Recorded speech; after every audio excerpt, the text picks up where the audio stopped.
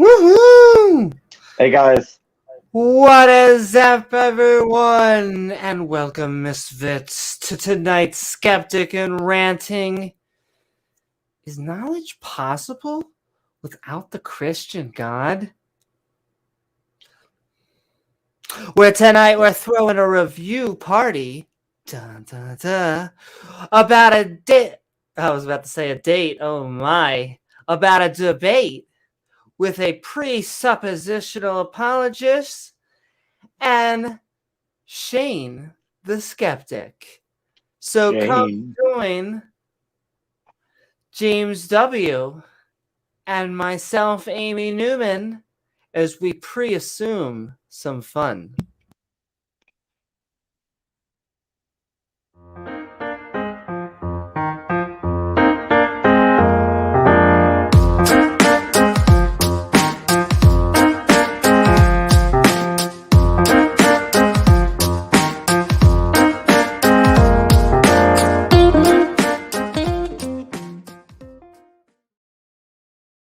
I'd like to just ask, is knowledge possible with the Christian God? James, what really is knowledge? Aren't you just in the Matrix? Most likely. Most likely. No, that definitely solves everything. Yeah. Anyway, I want to thank all of you out there on the intertubes. Woohoo! If you're feeling fancy, don't forget to like, follow, or subscribe. Then hit that bell icon so you can get reminders to join our live streams or see our premieres. Woohoo! Mm-hmm. What is up, chat? Hey guys. We are a skeptic channel, including the two schmucks you see hosting, and probably Shane. It happens. It happens to us all. Damn it. After the videos in which we will see the opening statements, we will be opening the open-in mic, where you can tell us what's on your mind and what your thought about is about the subject or the debate itself.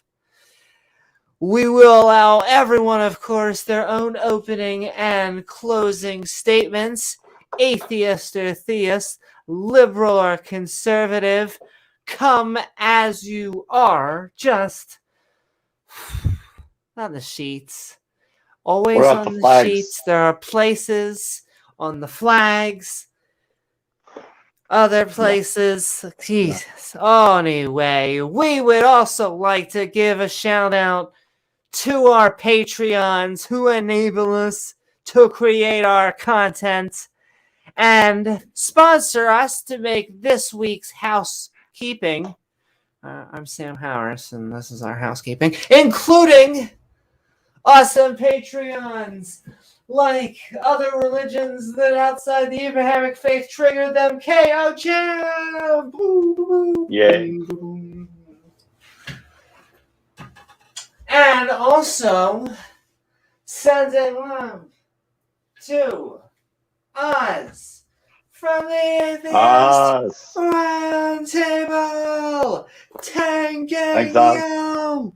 And are you also looking for better conversations? Are you looking to meet better people? Well, then you better fajitas. Better fajitas. Ooh. Rap. Ooh. There we go. Then you better get your ass to better. Tickets on sale now. Tart.live, because the non-believer community does it better. Yeah. Better? I think Amy will be dancing there, so if you didn't get enough on camera here, go to better. Exactly. Go to better, where there will be better dancing than what you just witnessed. Probably. Most likely. Yeah. Maybe. And also, sending love and ones up to Ian Davenport. Hey, Ian. As we level up in the skeptic community And somehow in video games, this also is how we get more life. Woo! More hearts, yep. More hearts. Look, it makes practical sense, people. Ian Davenport, and also when we listen to presuppositional apologetics, oh boy, it makes, let's just say, the host, Shane, and it makes a grumpy old cuss kind of go. Yeah. Whew. No, that's putting it mild. Really. James, how could we know anything? How could we truly know anything? And you're just that's like, right.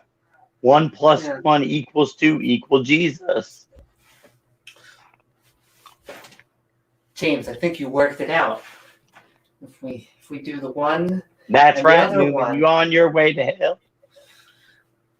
It's where the fun people, I shouldn't say, because they don't view them as good, even though they're decent human beings. But it's where, all the fun people will be partying, just like tonight. Yeah. Except I'll be burning forever. That's a loving God. But we need to presuppose Can't handle that the loving heat. God. Stay out of the kitchen. Can't handle the heat out of the kitchen. That's right. Because we're cooking with a booking, and also sending love to actually a community that treats women decently, unlike the Bible. But Diana Smith, 3 princesses in one. Woohoo! Sending love, Diana. Yeah. And also, just ran an online class, and will probably be running more, and has a channel of his own you should be checking out. He is our resident archaeologist, Pat Lowinger. Pat. Sending love to Pat. And our last episode of Talk Skeptic to Me, where we took a look at an archaeological approach to sacredness. And also, gay men. We are trying to collect, funny you say, all of the skeptics around, because when people ask us, do we need knowledge for the Christian God, you would think they would present, I don't know, evidence. That's what all Dale Pastel and the rest of us skeptics, all Shane and the Tang Gang, and just a little.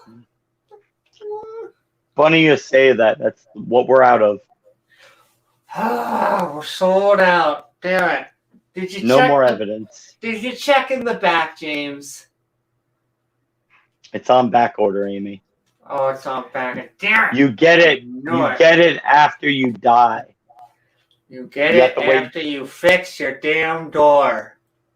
When you're dead, you'll get all the evidence you could ever want.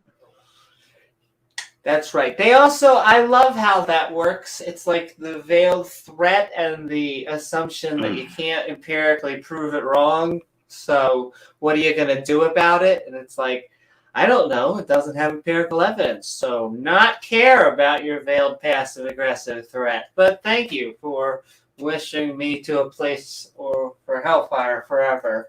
Forever. But God loves you. Forever. But He loves us. But He loves us so much. As we're burning. He loves you. His love is so pure, you can't even comprehend His love. It is. It'll burn your eyebrows off. It'll burn more than that. Indeed. But He loves you. Loves you. Gotta stack that love. Stack it somewhere with the fist fruits that we read about in the Bible. Praise Him. Praise Him. Speaking of, we sometimes have to praise around earth. It must be our religion. We're just our globist. It's so hard not to, with our fisheye lens eyes. How hard, Amy? To see it. Oh, God. So hard. I can't help it. It's got... it looks the earth round. is thick. And so, things happen, James. Things just happen. Hey, you've got your globe. We've got our pancake model. That's right. Pancake. You can't see it past that flat dome. I don't understand why there's not a manned mission of flat earthers to the ice wall. Like, you have your Game of Thrones moment. Go to the ice wall. Right? Go. Bring us back evidence. Prove us wrong. What would they do if they proved the globe? Then they would have nothing else to do. Right? I don't know. Maybe that's where the end of they the would have to go back is. just to being schleps. And I know. Gosh darn it. What are we going to do now if we can't have our government New World Order conspiracy that was trying to, via space lasers, keep us down? Keep us down. We'll just go back to saying dinosaurs are fake, something like that. Exactly. Even though my favorite thing to think about is dinosaur chicken nuggets, because that's Inception. It's basically ancestry fulfillment, because it is a form of dinosaur being shaped into other shapes of dinosaurs. It's fantastic, ladies and gentlemen. It's really fantastic. And I think it triggers creationists. Something. No doubt. Trigger. Trinosaurus. Can trigger everyone at once. No, we're sending love to the creationists. We would never say anything bad. We just want evidence. Evidence. Well, that is a bad word for them. Hold on. Evidence ASMR. Evidence. Okay. That's all we're looking for. Change that word. Evidence for the algorithm. Evidence. Just looking for evidence. Evidence is if you're feeling, you're feeling bold. But also, we're a flat Earth. Come talk to us, because they don't talk to us either. But I think, no. Yeah, some people get close when they claim that gases don't get affected by gravity, but oh boy, what can I tell you? But we're sending love to the lead hyena of the pack, Scott Duke. How about the preacher in chat, Amy? Is the preacher in chat? Hi, the preacher. We are going to be talking about presuppositional apologetics tonight. I don't know what your thoughts are, or if you'd like, you can go to see the debate. The link is below, and I'll be showing it on screen soon. But sending love to Scott Duke. Sending love to all our atheists and theist brothers and sisters, because, we just spread the love. Honestly, we just believe that you guys are like us, but you're wrong on a single subject. A single subject, probably a very important subject to you guys and also us, but it doesn't, in my opinion, seem to make the dividing line that the schism and holy wars seem to have. Whew. Probably not. Yeah. Probably not. All right. You want in? You trying to say hi? Hello, Kitty. Sponsored by cats. Podcast is also sponsored by cats. It is actually operated. The producer behind me is actually a dog. There is a dog smoking a cigar. Kibbles, how you doing? You doing good, Kibbles? Kibbles is doing good. He's doing good at the girl dick level. At the girl dick level. Exactly. Exactly. Or is that Gavin? Gavin, are you doing good at the girl? Yes. Who knows? Ladies and gentlemen. I don't know. Your debate got rescheduled, so we'll never know. I know. He said that New Zealand got under, I think, was it Godzilla? No, COVID. He was doing streams later that same day, but I guess he couldn't do that. I don't know. It might be at the girl dick level, James. He couldn't find his pants. We might have to access it. I'm working on it. Gathering experience. Yeah. But, hey, I would love to debate Gavin Praise any of those guys. John Maddox again. Oh, Little I PP. should announce it now, just because I forgot. I just learned today. I believe that I will be doing a debate Thursday on ghosts. If we're getting this correctly, it's going to be a ghost hunter at Modern Day Debate. Versus who, Bubble? A ghost hunter. I have no idea. Oh. Unannounced. Wait, are you modding the debate? No, I am the skeptic. You are participating? I am participating, which I didn't see coming. So I'm excited. That's also what she said, or he said in both of those scenarios. But yes, to be soon. But also, we have our Skeptic Bible study that Regis helps us tell. Bibble, that's right, a good old Bibble.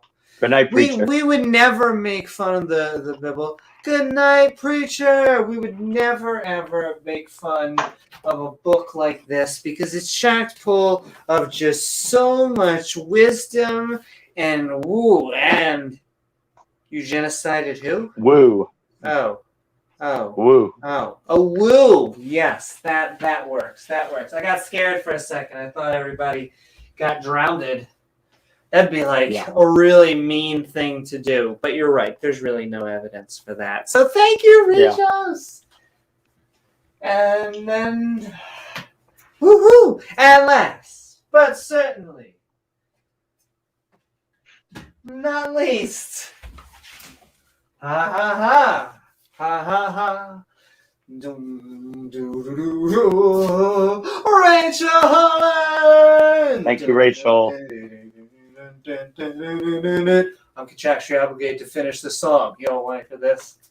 But yes, thank you so much, Rachel. And it's funny, James, did you know that there are actually no endorsements of slavery in the Bible?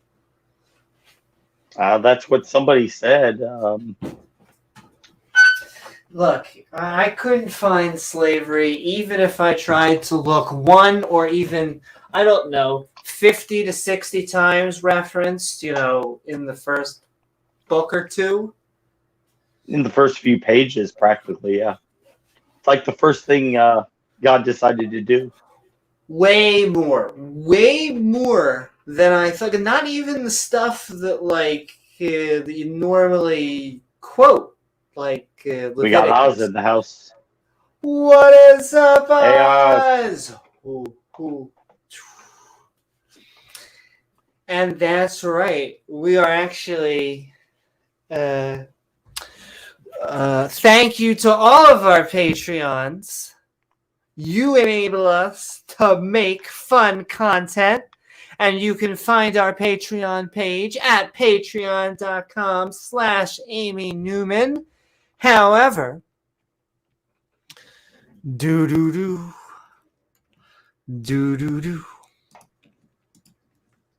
also jazz hands.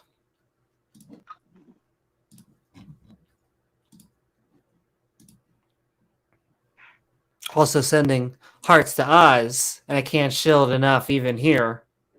Tart.live.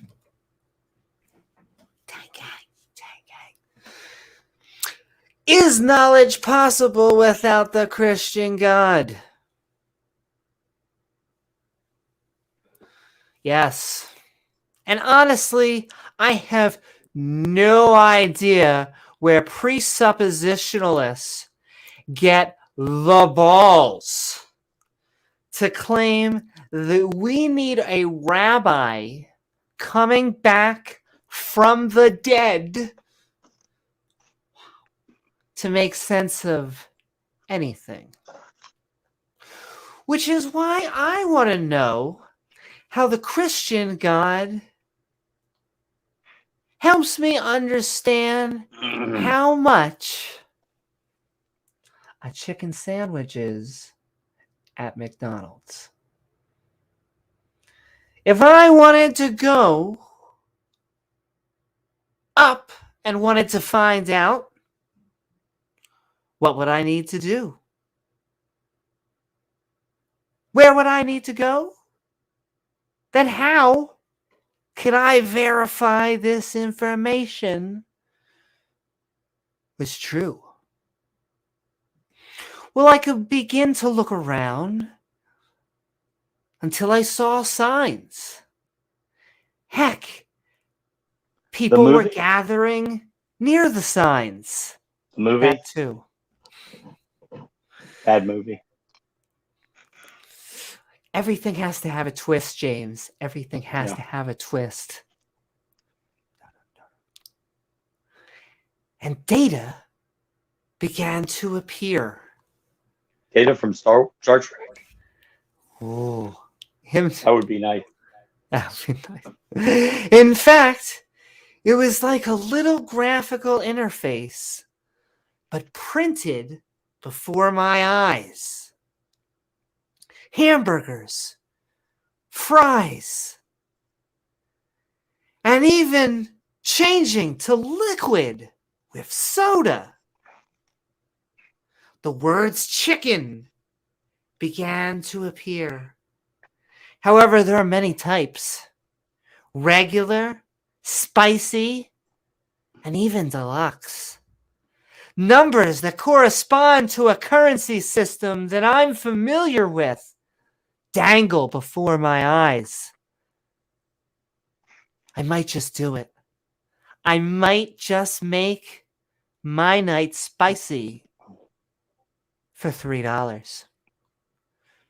Or at least that's what the data says on the grid. The person dressed in clothing similar to menu graphics confirms my suspicions. I like your hat. $3 for a spicy night out of town? Ooh.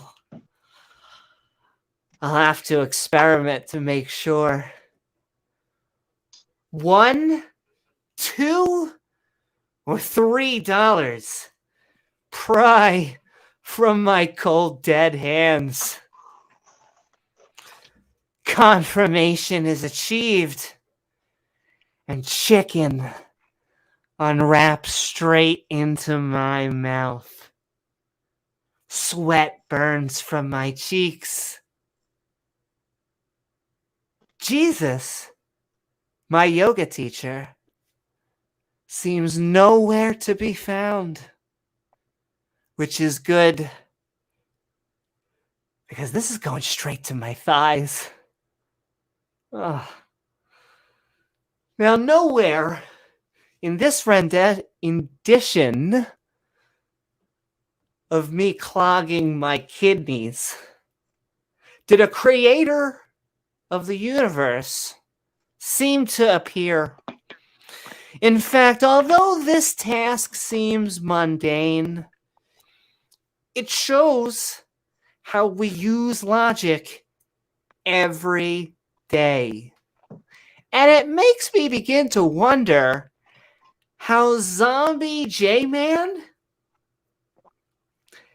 gets us anything. Which is because Christian presuppositionalists don't want to defend their faith. They want to take us on a philosophy 101 rabbit hole and make us forget the topic. Dude, what if we're really brains in vats? Like, whoa. Now, some Christian presuppositionalists at this point might be pouting. Well, how do you know the Christian God isn't real? Not taking my beliefs seriously. Though I would say I'm taking them literally. So let's end with a good old-fashioned handy and get some syllogisms. Premise 1. If the Christian God wants us to know they exist, I would know they exist. Premise 2. I don't know that the Christian God exists. Conclusion. Therefore, the Christian God does not exist. Was it as good for you as it was for me?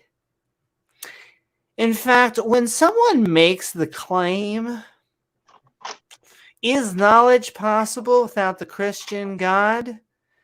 The answer is, once again, yes. Knowledge is a subset of beliefs. What some would call justified true beliefs. But don't trust me. Go try it out for yourself and see if you need Jesus. Go out to your car and make a guess or a belief about how much gas is to the exact cent, and then drive to your nearest gas station. Don't just confirm the sign. Go in, get a receipt, and see if everything matches. Boom! Well, hopefully no boom. Just us using logic to make a prediction and test the outcome. No hot, long-haired yoga teacher necessary. Thank you. And all right, with that, I'm going to send it over to James, who I'm not only pre-assuming is having some fun, but is doing awesome tonight.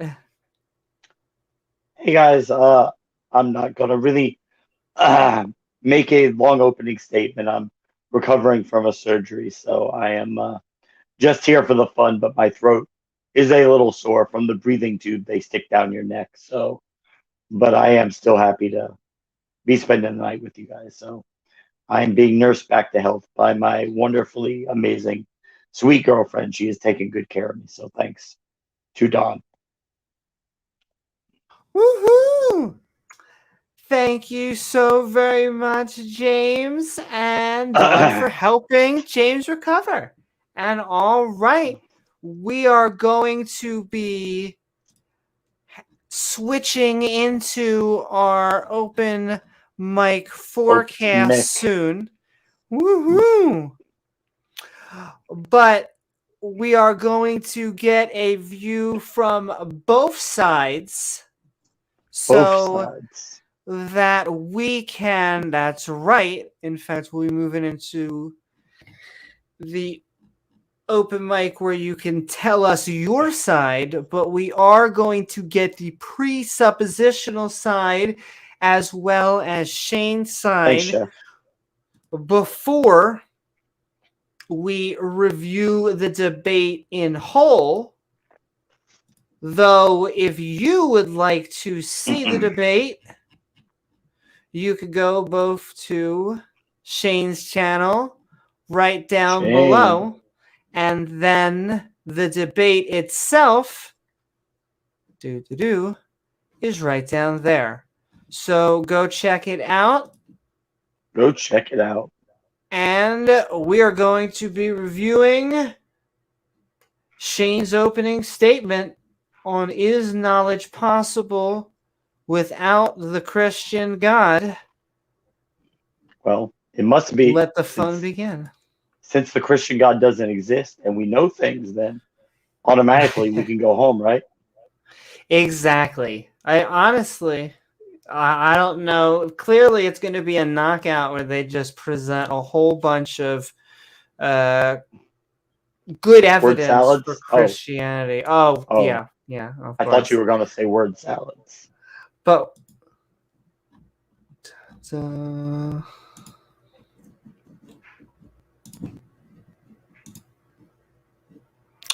once again, we'll be viewing the opening statements before we let you guys come on.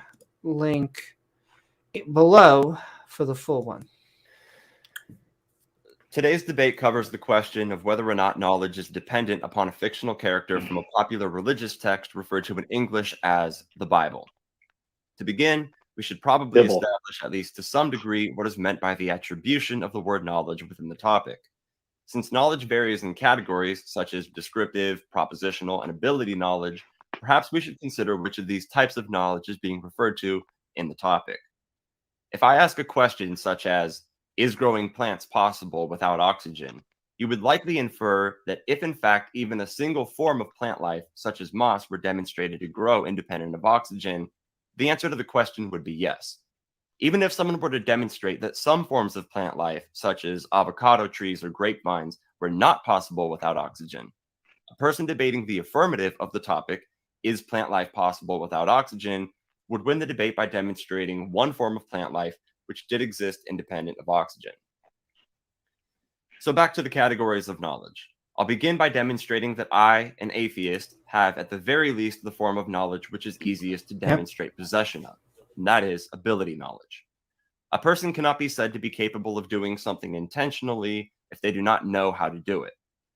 If upon visiting my niece in California, I enter a room and I see her walking, there would be no bearing to my concluding that she now knows how to walk. Likewise, if you tuned into this debate and heard me talk, there would be no bearing to you concluding that I know how to talk.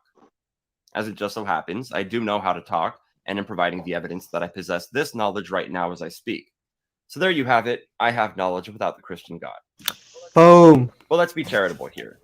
After all, the debate topic is whether or not knowledge is possible without the Christian God, not whether or not knowledge is possible without belief in the Christian God. So Alan could easily argue. And I will say it's just notorious because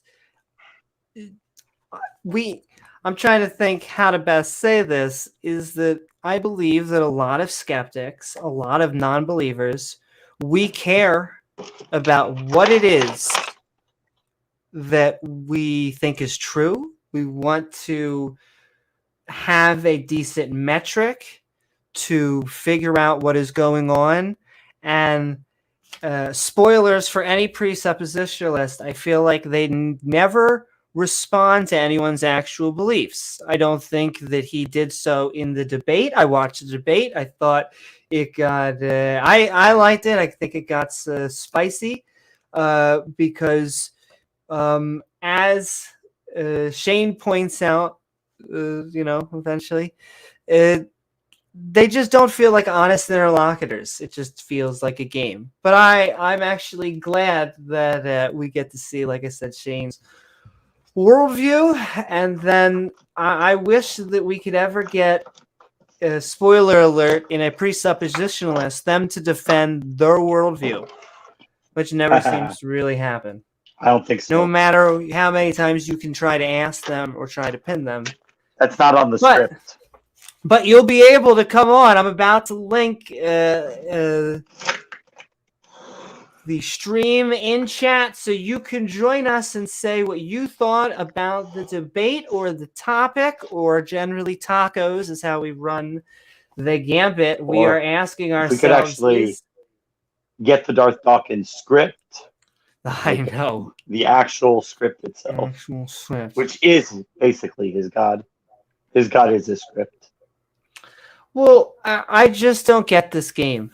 Like, at least with Ken, well, I don't know about Ken Hovind and morals, but you generally think that he's telling you what the hell he believes. But presuppositionalists just seem like they are playing philosophy 101. They are ruling. How do you know anywhere is like a question you ask when you've smoked a good amount of ganja. But if you are asking that question to not assume that your God is true, I just don't see the connection. Why not the Muslim God?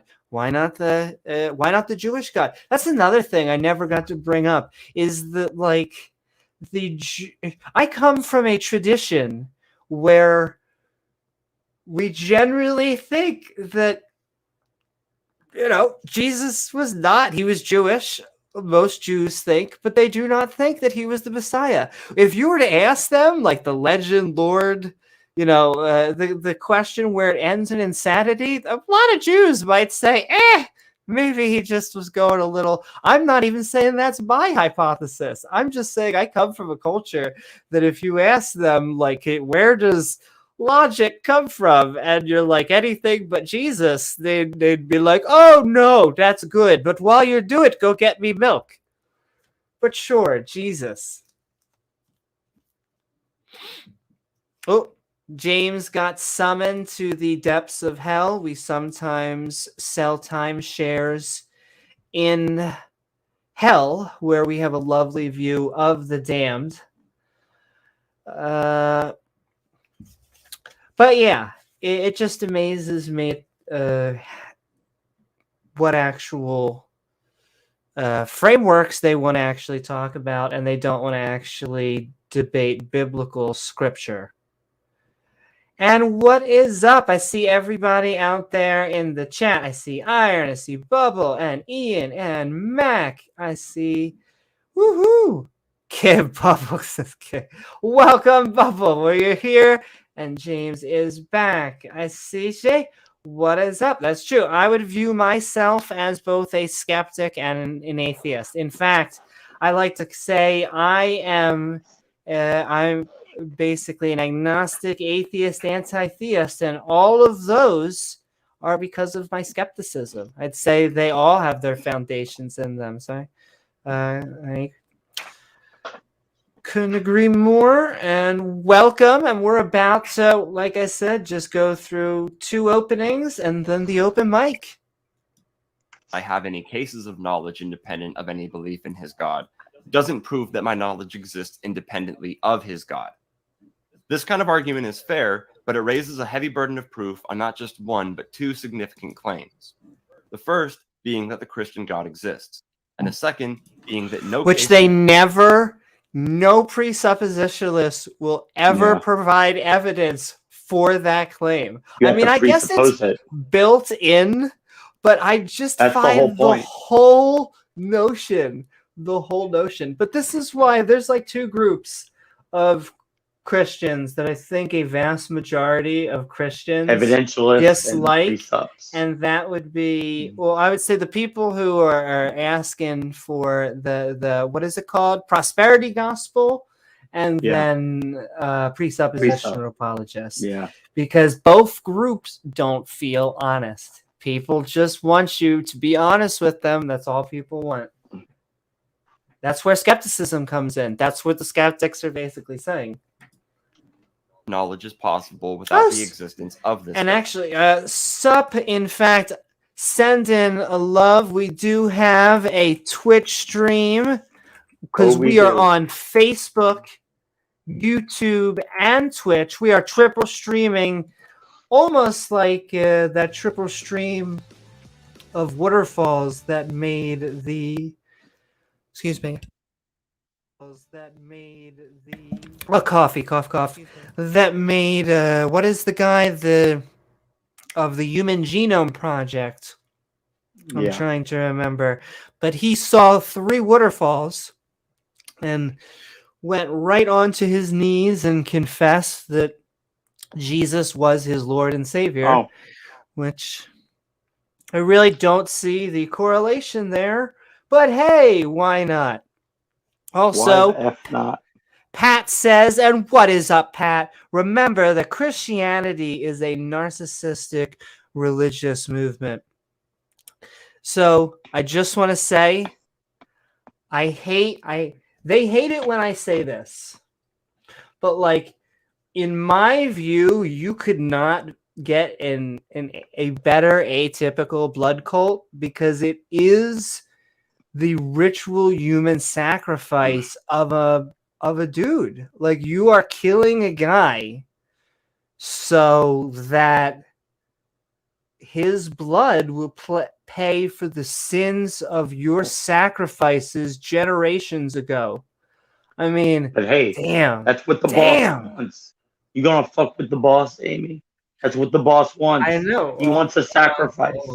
Let me make it better. Okay, here we go. Now it makes it better. Yeah, that's what the boss wants. You're gonna fuck with the boss.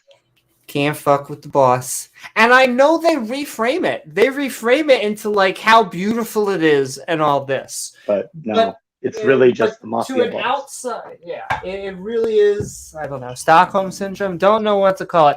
Though I'm not saying any of the other religions. Look, all the religions have their shit. So I may be calling this a blood cult over here, but all of you other religions out there, as much as I'm giving you hearts, they're all different, same versions of the non-truth. Evidence. We're going back to the ASMR. Evidence. Anyway, they assume that even the God of the Jews and the God of the Muslims is the same God as theirs, and that they are just special ones. That's right. They're the ones that are getting it right this time. Right. Don't you get it? The others, they like kind of get it right. But like, the Muslims do the same thing. Well, of course, exactly. They're just the 3.0. The Mormons do the same thing. If you just read our Mormon episode, just add the Book of Mormon to the Bible. Just make it a addendum to the Bible. Exactly. That's all you need to do. And but if you want the full version, you got to come to us. And by the way, bring your pay stubs too, because we got to make sure bring your pay tithing stubs appropriately. You need that 10%. If Alan had evidence that this God existed, I would admittedly find it bizarre that a YouTube channel with less than 1,000 subscribers is where he would provide said evidence. But much like the way truth doesn't fear investigation, my doubts don't fear proposal. That also, the joke that Shane just made, that's what I hear when people tell me, like, God would just speak to me in Arabic or God would just speak to me in English. It's like, yeah, definitely. That's definitely the way that God would speak to us. No, but you got it right. Defeaters. However, I know for a fact that the Bible is at least largely a fictional story, and for this reason, intuitively conclude the contrary to anything existing within reality being dependent upon anything from the Bible. So if Alan wants to argue that the God of the Bible exists and knowledge depends on it, then he must posit some argument that could not equally justify a belief in any other fictional character. I could assert that Alan can't come to know anything without Clifford the Big Red Dog. Posit some argument upon establishing that Alan does in fact possess knowledge, conclude that Clifford the Big Red Dog necessarily exists. But this kind of argument is useless. Which, funny enough, they are making a Clifford movie, but I just saw that the other day. CGI, ladies and gentlemen. Though look cute. Look cute. He's in a movie though. He must be real. Well, that's true, James, and I'll tell you that's more evidence than, or at least as equal evidence as we have for Jesus, who I think got off in Mel Gibson's snuff porn. Unless I can actually demonstrate not only the existence of Clifford, but also evidence that knowledge is contingent upon Clifford. We must be careful to differentiate between valid points being made and baseless assertions being difficult to articulate a refutation of. If you ask someone who isn't a philosopher how they know anything or what they think knowledge is, it's more likely than not that they won't be capable of producing an eloquent response which would be satisfactory to someone involved in epistemological study. Nevertheless, this would be a silly and irresponsible reason to conclude that the non-philosopher doesn't know anything at all. If a doctor diagnoses me with pneumonia, I may respond by asking the doctor how she knows this to be so, which she could of course answer by telling me she ran reliable lab tests. I can then ask how she knows the tests are reliable, which maybe she'll answer by telling me she learned how the testing equipment worked in med school. I can then proceed to ask her how she knows what she learned in med school is true, and eventually get around to asking her how she knows she isn't dreaming or a brain in a vat. The point that I'm making is this. In ordinary day-to-day use of the term knowledge, we don't require that someone be able to prove that they aren't dreaming to grant that they can know of any given proposition. And that is the key, ladies and gentlemen. Right. If these presuppositionalists had to use their logic anywhere else in life, it would break the down. And like, it does. If you were to go in line anywhere and just say,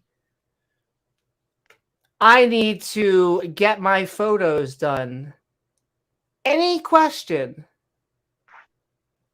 any step along that way in logic.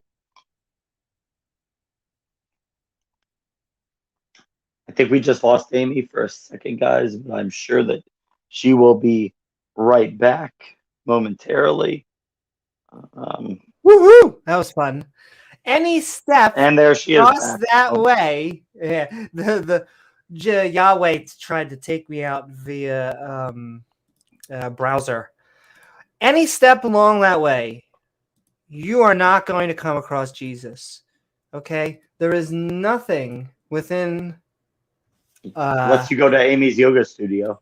Unless you go to my yoga studio, you ain't going to find Jesus helping us with logic. And so that's all I really want from them, is to really show us where that would really apply.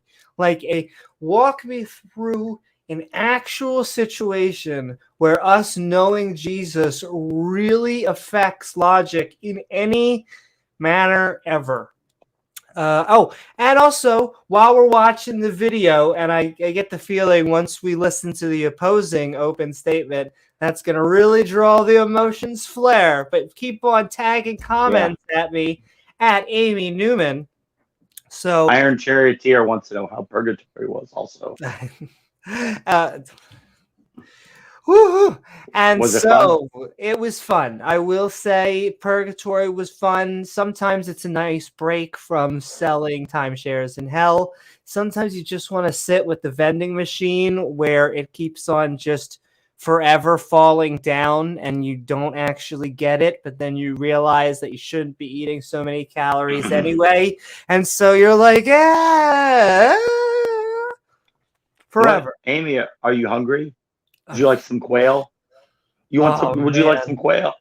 That is the funny thing. Once again, that's going to be now an inside joke forever, ladies and gentlemen. Don't ask to eat some quail, because Yahweh once asked complaining, starving followers if they would like to solve their hunger via quail, and the moment that they bit into said meat, they died.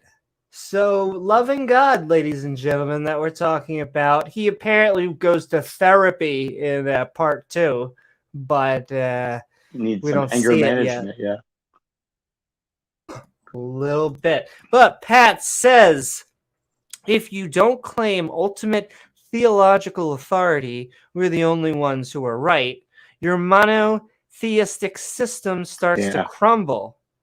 You have to be correct or your beliefs are bullshit. And yeah, I mean... monotheism. I argue it via chutzpah. Like, that is literally the only thing I can say, is they're going to go up there and they're going to say, my worldview solves everything, and I'm just going to ask you how you even know you're real. That's just how do thoughts... What are your dreams like? How are your dreams? Do you know it's dreaming? How do you even know we're not a brain in the vat and it's not the Matrix? Maybe you're Keanu Reeves. It's like, this is a great conversation, but this is Wendy's. Okie dokie dokie. But yes, their whole okie dokie smoky. Okie dokie smoky. Iron Charioteer says, you still have to watch your sugar intake in purgatory. No! You can't have that frosty, Amy. Damn it. That is mildly inconvenienced in a place where hopefully I'll be able to have food, but not really enough for you to kind of just ever longing. But not painful, but ever longing. Logistics. Oh, but that's okay. They can retcon that away later anyway. I don't require that a doctor be able to demonstrate that she isn't a brain in a vat or the victim of an evil demon in order to say that she knows. Please take this logic to like someone that's losing a leg or someone that has a serious disease and be like, well, how do you not even know you're a brain in a vat? That's not what I asked the doctor before he did my surgery. Should we give Billy CPR? Well, how do we know he's not a brain in a vat? And yeah, maybe should we talk about your surgery? James, should you have gone to surgery? Maybe you're just a brain in a vat. Yeah. Maybe he got his doctorate degree in a dream. Who knows? That's right, James. Basically the same thing without Jesus. Maybe the COVID vaccine is a brain in a vat itself. Exactly. It's a brain in a vat within a brain in a vat within a brain in a vat, which all leads to which is all taking place in a dream. You're dreaming about brains in vats. And it's taking place in the movie Inception. Which is also taking place in Jim Carrey movie, The Truman Show. There you go. Which was a good movie. I'm just going to put that on the table. Was a great movie. Great movie. Pat says the real question the debaters should be asking, is it possible to have knowledge while maintaining a Christian worldview? I am thinking, no. I have to agree with Pat there. That's a logic bomb. Yeah, I want to know how it's even possible to have knowledge. And be a Christian. Be a Christian. That guy came back from the dead. 1 + 1 = Jesus. James, it's all starting to come together. Well, with the Trinity, 1 + 1 + 1 = 1. Ah, that's right. That's true. Yeah. Have you ever Trinity heard math? I would love to see a presuppositionalist defend. Would I like to see a presuppositionalist defend the Trinity? I guess I would. It's really a canon battle, but I just want to see them get off script. That's really what you want to do. Yeah. You could try to take Darth down that path, but he wouldn't do it. Well, if you always are just going to circle, if your questions are also circular, if circle jerk, you never have a time. My famous last words were, are we going to have a question? Or can I ask a question? He would just say, yeah. We're almost through with this thread. Newman. Almost through with this. Almost through, Newman. FCUS, Newman. What does that spell? Great evening. Pneumonia upon her diagnosis. I don't care if my audience is incapable of demonstrating that they aren't all brains in vats or victims of evil demons. I'd still say that they know that they're watching a debate right now. The traditional argument. Once again, if you have to question solipsism, if you need to question whether we are real, all of that shit should be a debate where you get through a ½ ounce, okay, of good shit. Anything else, please present your Christian argument. That's all the skeptics are asking for. Iron Charioteer says, God is the instantiation of all intelligible facts, though. That's right. He's just all facts. But then my question would be then, why just call it intelligible facts? And then, because I'll say what seems to be in their definition, a lot of presuppers' definition, is this definition of a conscious agent. And I almost put it in my intro. Anyone a fan of the channel knows that I have a girl dick for consciousness. Don't we all, though? And so yeah, it really bothers me that this consciousness seems to have made it known to all other consciousnesses. And so you really need to transmit English, Arabic, preferably right into my brain if you're a consciousness, all-powerful, all-knowing.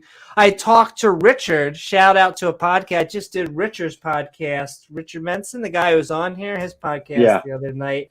He does not believe in the omnis. So if you don't believe in the omnis, all right, fine.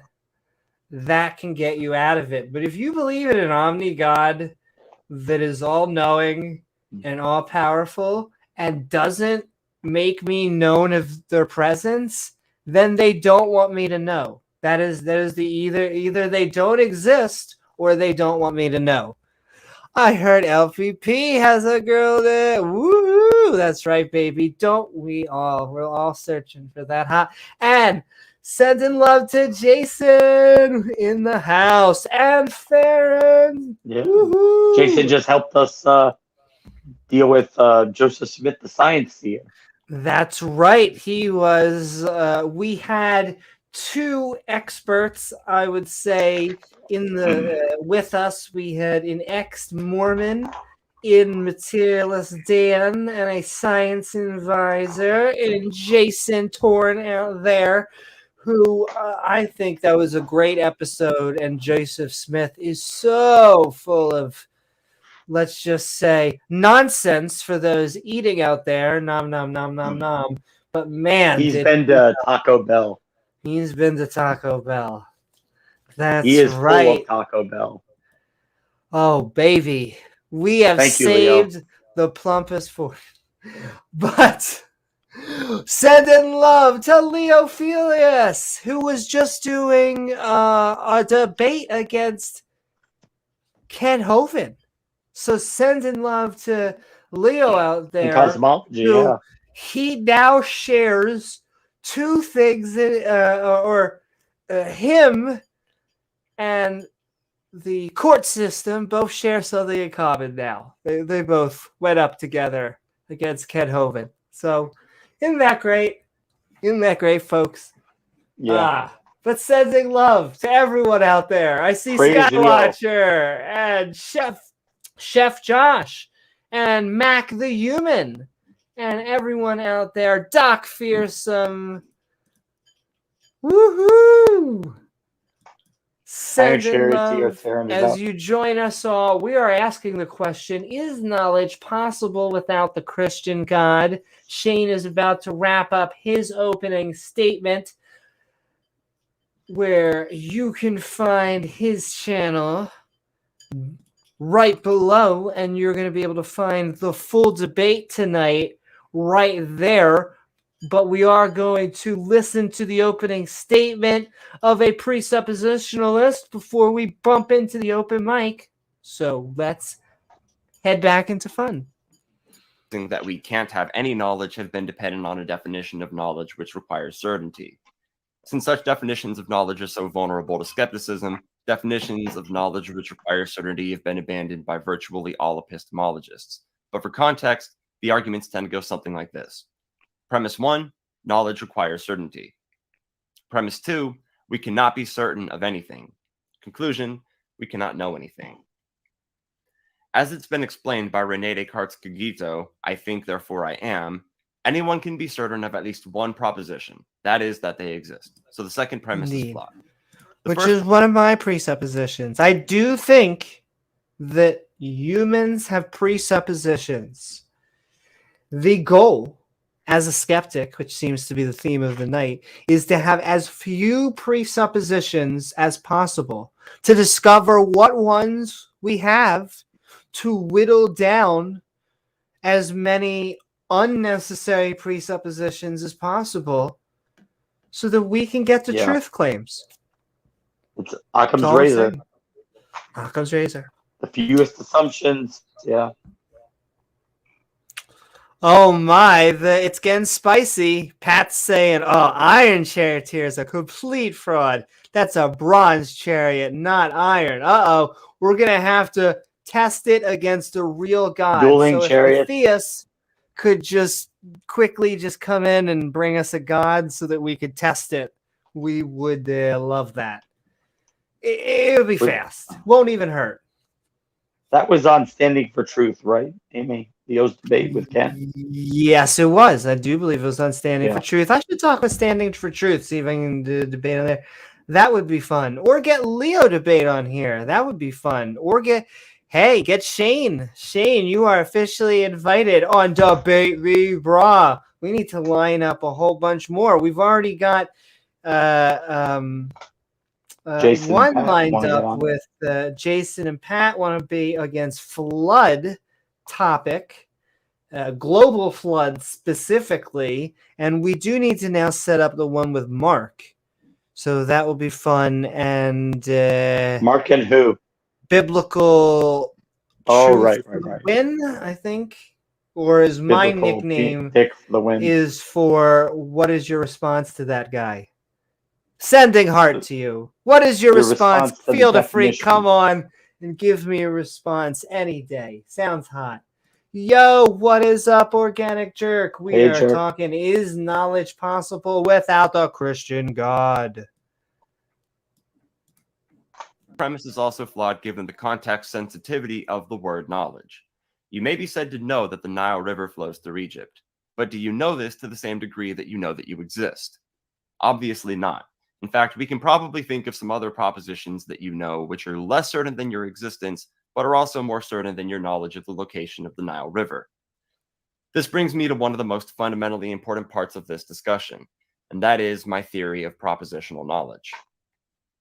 Despite being an internalist about justification, I'm an externalist about knowledge. That is to say that while I do require that a subject be justified in his belief in order for his belief to be a case of knowledge, I don't require that he be able to know that his belief is justified, or that he be able to cite his justification. I adhere to a theory of justification known as process reliabilism, which says that the justifiedness of a belief-forming process stems from the reliability of the process. Reliability in this context meaning tendency to produce true beliefs. Wishful thinking, faith, and guessing have too high a tendency to produce false beliefs, and therefore are not justification-conferring processes. Empirical senses, logic, and reason have a high tendency to produce true beliefs, and are therefore justification-conferring processes. Notice that reliability is not the same as perfection, which means that it's possible that a person could arrive at a false belief through a process which is justification-conferring. The fact that even beliefs which are justified can be false is, of course, Edmund Gettier's reason for famously refuting the standard JTB analysis of knowledge. I hold that justification, truth, and belief are necessary conditions of knowledge, though they lack a condition which would render them sufficient for knowledge. This is where what's known as the sensitivity condition brings my theory of knowledge together. The sensitivity condition goes as follows. S would not believe that P if P were not true. To be clear, I'm not saying that this condition is always met, as there are plenty of examples of beliefs being arrived at which, whether they were true or not, would have been arrived at anyway. What I'm saying is that if it be the case that a subject has a true belief which was arrived at through a reliable process, and it is also the case that if this belief was not true, the subject would not have been caused to arrive at it, then the belief counts as a case of knowledge. This can easily raise the question of how the subject could know that his belief meets the sensitivity condition. I don't think, at least in most cases, that a subject can know that the sensitivity condition holds. But given my externalism, I don't require that the subject know that the sensitivity condition holds in order for his belief to be knowledge, just that the condition holds. So knowledge is simply justified true belief which would not have been arrived at if not true. My reason for rejecting the Christian God being necessary for this is genuine. And I like that definition too. How do I say this? I adhere to a justified true belief as a definition of knowledge. I think that, knowledge is a subset of beliefs. You have a larger amount of beliefs. You hope many of them, or, all of them are true, but the only way to actually have knowledge is your subset that have been verified. So, justified true belief. I'm on board. Different from my reason. It works for me. Being necessary for this. Knowledge predates Christianity by thousands of years, and thus knowledge has been around since long before the God of the Bible was ever made up. Thank you. All right, and then and all right. Give us a second, and we're gonna move into the other side. Do. Don't do it. Don't do it to me.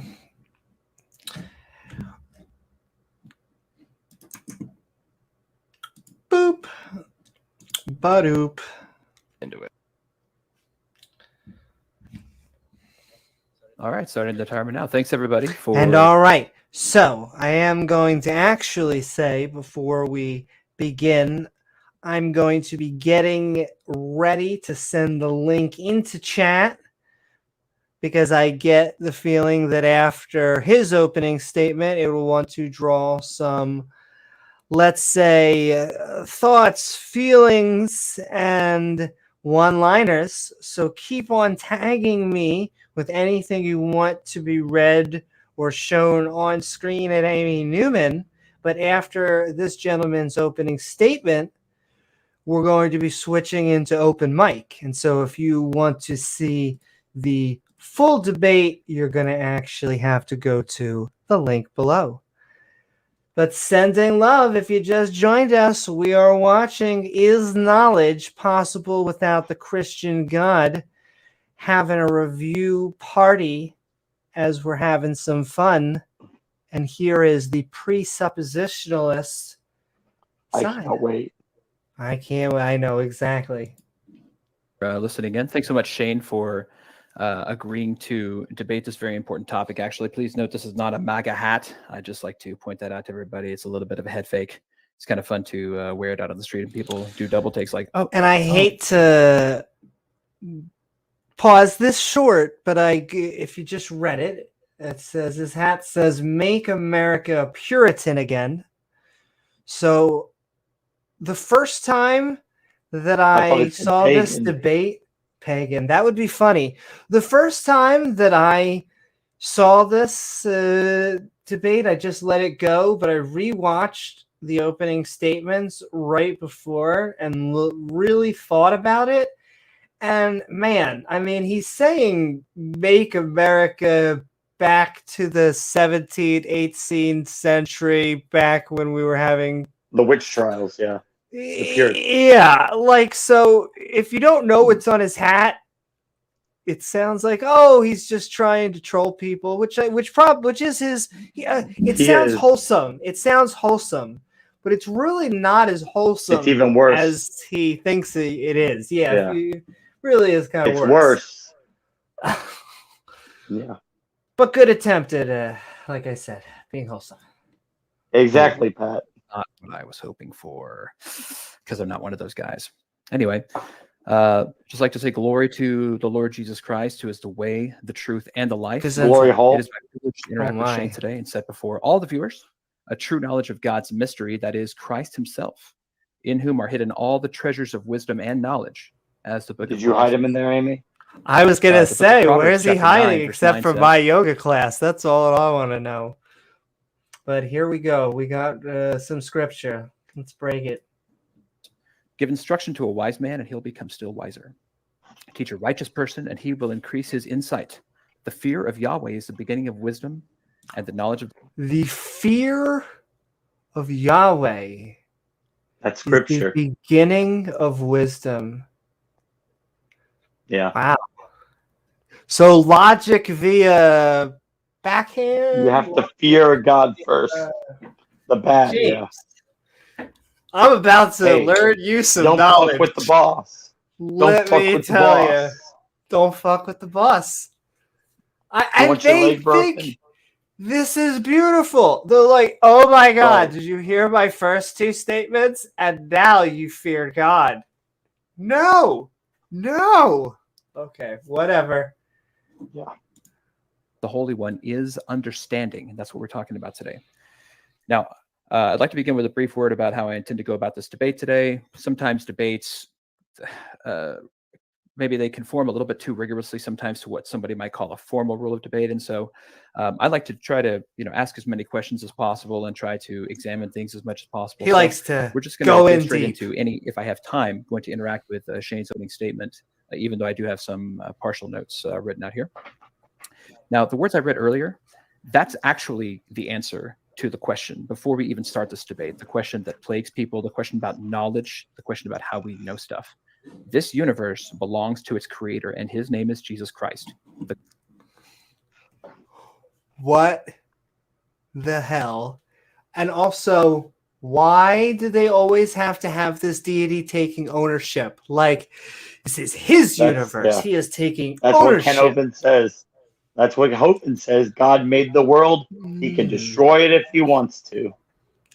He has the right to judge his creation. Into this life, and I can take you out of it. And what that really is, that's the mafia boss argument right there, saying, well, he can kill you, he can send you to hell, so doesn't matter if you think it's justified or right, he could do it anyway. James, he has the power to. That kind of makes it right if you don't think about it. You can cry about it, you can whine about it, but hey, you want some quail? Want some quail? Exactly. James, where's the complaint department? Right where all those dead bodies are. Right where the dead bodies are. Exactly. Pat says the one thing that this guy really needs to find some knowledge of is how to wear a fucking hat. Can you fuck it up more? I mean, can he see himself on screen right now? Probably not.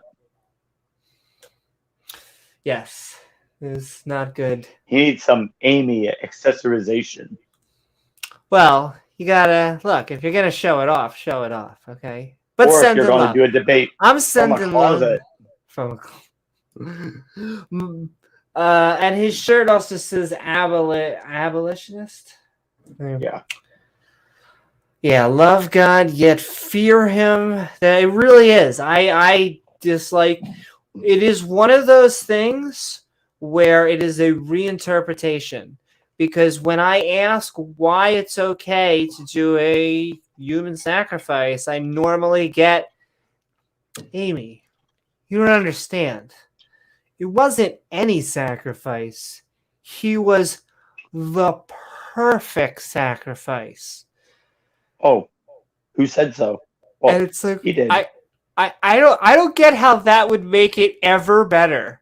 Like, the perfect sacrifice is what the serial killer says. That's what the villain says. We found the perfect sacrifice. It was Bob. Amy, don't you remember all throughout the Old Testament, without blemish, without blemish, without blemish. Bring a heifer. That's true. Without blemish. Without Bring blemish. me 25 Sandra Bullocks without blemish. James, we can use a bat, but you wouldn't want to put a blemish on there, because then what would be the hell of slitting its throat? I mean, come on. Come on. Yeah. Also, Pat also says that James, he can if he wants to, but he never does. Yeah. Ah. The God of Fake the Bible. News. Thus, the debate resolution asks pretty much a nonsensical question, much as if we were asking, can squares exist without lines or right angles? Or can water exist without wetness? Mm-hmm. For that reason, since I'm denying the proposition, I'll simply be demonstrating that whatever Shane says, he's making up out of thin air, with all due respect. Also, this is not a debate about whether out God of thin exists. air. No, if you read the resolution carefully. For one thing, that's been done so many times, in my opinion. If you have an internet connection, you are without any excuse for adhering to any flavor of atheistic ideology. That debate has been done so many times. Wait. Did he just say if you have internet, you have no excuse to be an atheist? He just did, yeah. Okay. Let me just point out to you that the number one killer of your religion, beyond reading the holy text of your religion, is the internet. Yeah. It's where religion goes to die. It really does. Has been won so many times by the Christians. Oh my God! Really? Really? It is worth doing anymore. Well, that's why he doesn't want to do it. That's why he doesn't want to do it. Oh, I would be debating that, but we've already won that debate, so let's move on. I feel like the atheists are kicking butt and taking names in the online spectrum, but the reason we still have to keep on doing it is because there are still theists. Like, that's how this game works. Like, it's a transfer of ideas, if you get what I mean. And so, I don't know. It is that little. I hate to nitpick on smugness from a presuppositionalist apologetic, but it just seems like, why am I even here? You're here to prove God, but I get the feeling that's never really. Do you get? Yeah. You get some little PP vibes off of him. Like he's trying to emulate somebody, maybe, with the hat. I have met the smugness. very few pleasant presuppositional apologists. Like, no offense to presuppositional apologists. I don't know what it is about pre-assuming God that seems to make people assholes. I welcome everybody. Once again, Darth, Robin, Alan, who is the gentleman giving his presentation tonight, please come on the channel. I'll clean up afterwards. I could give you numerous citations of debates that have been an utter massacre in favor of the Christian side, where the atheist What does stood no that chance. even mean? Jesus Christ, dude. What we're talking about today is rather a specific question about whether it is possible to know anything if Jesus is not Lord. Okay, so I contend. Another thing I hate, we say the name Lord Bob about 1 billion times in our Skeptic Bible study, but I think the word Lord is creepy. Like, unless you're saying it in an old Roman or an old voice and it's, oh Lord, then no. Okay? The Lord God, the goddess on. The Lord God is in, like, once again, you serve him, you fear him. Lord, I hope it's consensual. You get on your knees for him. I know. That's what that's all I can think of when they talk about all this. But somehow it comes off good to them. That knowledge is impossible in such a wildly ridiculous hypothetical as a universe in which Jesus is not Lord. But here we are discussing it anyway. Here we are. Knowledge is indeed impossible, and knowing that this knowledge is impossible without Wrigley chewing gum. Wait, what? Anything to back up those assertions, or just a bunch of baseless assertions there? Yeah. And I think someone said that in the debate too in the chat, and I agree, Chef Josh, that I think someone was saying wetness is actually a descriptor of a certain amount of accumulation of water molecules that our sentience has picked up on. But a water molecule can exist and has existed long before there was even the feeling of wetness. But yes, logistics are not Christian strong Fake suit. news. Fake news. And let's see, is that... Thank you, Iron. Pushed. Now, I'm going to labor to be highly consistent here. I actually expect to be more consistent. I would love Darth Dawkins to be on here. I went on his channel. I could not get any of my questions through. I was on there for a surprisingly long time. Even though he promised you would. He promised you would get to some questions. Most annoying thing, though. At least I asked you. If you'd like to go check it out, you will hear me ask if I can ask questions, and several still times. Never be. He said yes. And said yes, but we'll get to that. We'll just let me ask my chain of questions. Let me get through my script, Newman. I got a fucking script, Newman. Boy, hey, Newman, I've got a script. Look. I got a script here. Look. Go back. Shane. Here's what I mean. We are hypothetically positing a universe where Jesus is not Lord. Yes. Shane has put forth his particular position, and I'm going to take on, for the sake of the argument, his foundations as my own. I'm going to pretend that the universe is as he thinks it is, and then I'm going to ask questions that follow from those ideas in order to expose the necessary consequences and outcomes that flow from them. I am assessing the worldview that Shane is proposing on its own merits. I do not believe it will survive that examination without being shown to be incoherent and unworthy of adherence by anyone. Yeah. Now, for some specifics. Presumably, Shane believes that life as we know it evolved from simpler organisms over the course of some billions of years via mechanisms unguided by any intelligence or volition with no goal in mind. This is not presup apologetics. This is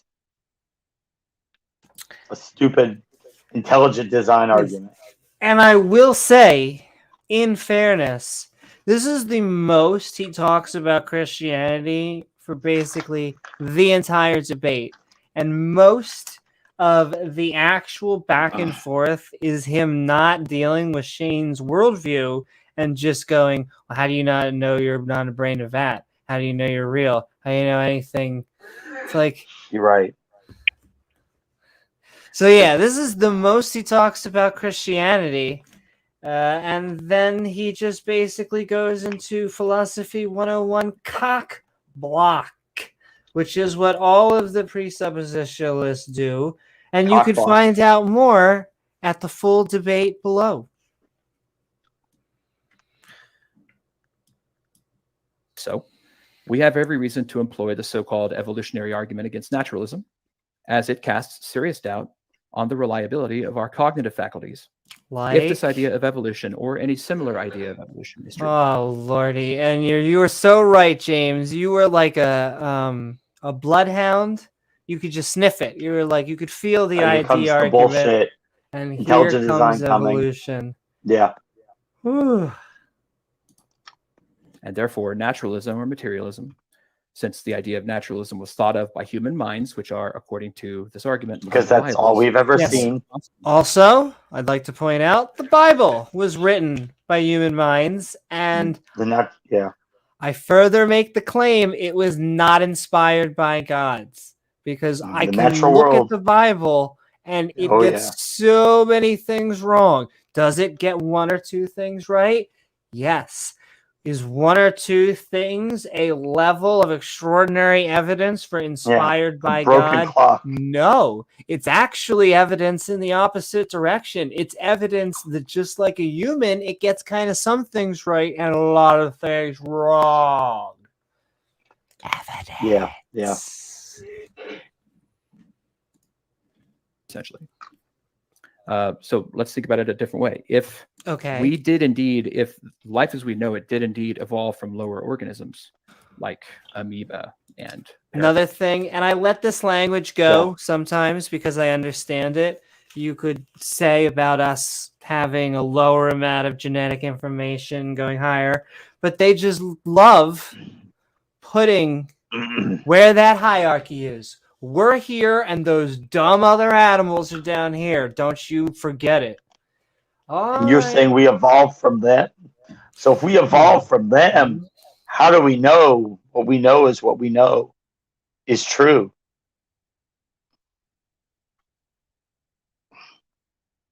James, you blew my mind. How could we possibly know anything? How do we know that this brain isn't in a vat? You don't know, James. You don't know. Or we're all in Ken Hovind's dream right now. We are. Maybe Ken Hovind is secretly in a cell somewhere dreaming. And that's all we are. That's all we are. Paramecia and things of that nature. There is little to no reason. A paramecia. Reliably aimed at producing thoughts that align with the way things are, with reality. True beliefs, producing true beliefs. If that is indeed how we and our brains came about, then the brain at best is concerned, which is a reification. You'll have to pardon the figure of speech there. The brain is concerned with how organisms behave, not how or what they think, not the propositions that they write down in philosophy books. What does it matter whether I think strawberries are actually strawberries? What does it matter if I think they're maybe alien life forms? Schnozberries taste like schnozberries. Or bullets. It doesn't matter. As long as I eat them when I'm hungry and they keep me alive and strong. Maybe my brain is deceived and I think that I really like bullets. And then I'm like, oh, look, a bullet growing Dude, like you clearly have no idea how natural selection works. And I don't want you to do the experiment, but I want to say, I don't know how to break this to you, but there's a difference between eating strawberries and eating bullets. Like, I don't even know. I can't believe that it's come to this fact that I have to make the statement that it's not a good idea to eat bullets, but you can find that out yourself if you would like. Actually, I'd like to not endorse any statement of that. Exactly. Like 0 rounds. You shouldn't even eat like it as a bowl. Like you shouldn't eat any bullets. There's no way I can make this joke work. Stop being Should we stupid. drink bleach?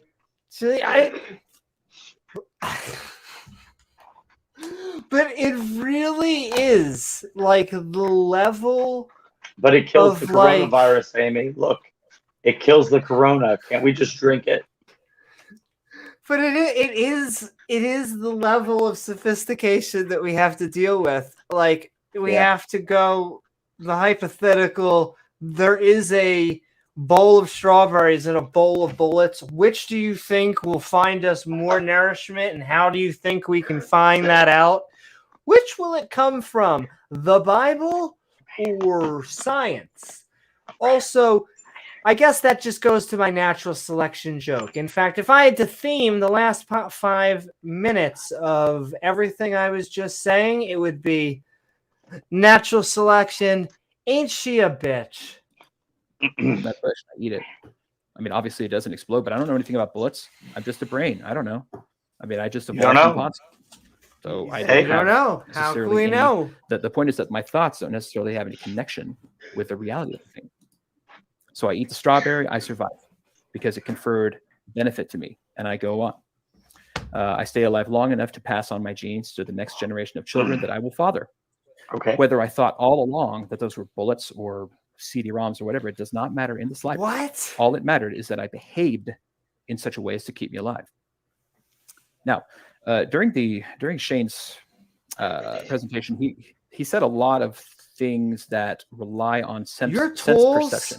Just because your tools can be faulty, and atheists, skeptics, non-believers, we talk about how imperfect our instruments are all the time for a reason, because it is to showcase how it is not a perfect design, and that if we have blind spots in our eyes, if we can choke while we're drinking, if moving parts fail, then it shows that there's a flaw in the design. Nonetheless, our body is trying to give the best results that it can. Okay, when you are running through a jungle, it wants you to try to make accurate guesses of where you're running, what is wet, what is hot, what is cold. And is that a tiger chasing you? Is that a tiger? Well, you're gathering a lot of good data. You're gathering a lot of good data from your not 100% perfect senses, but really good senses. Now, what happens when we actually want to verify something? Well, then you need something like science, because then what you need is to remove the actual bias from those senses.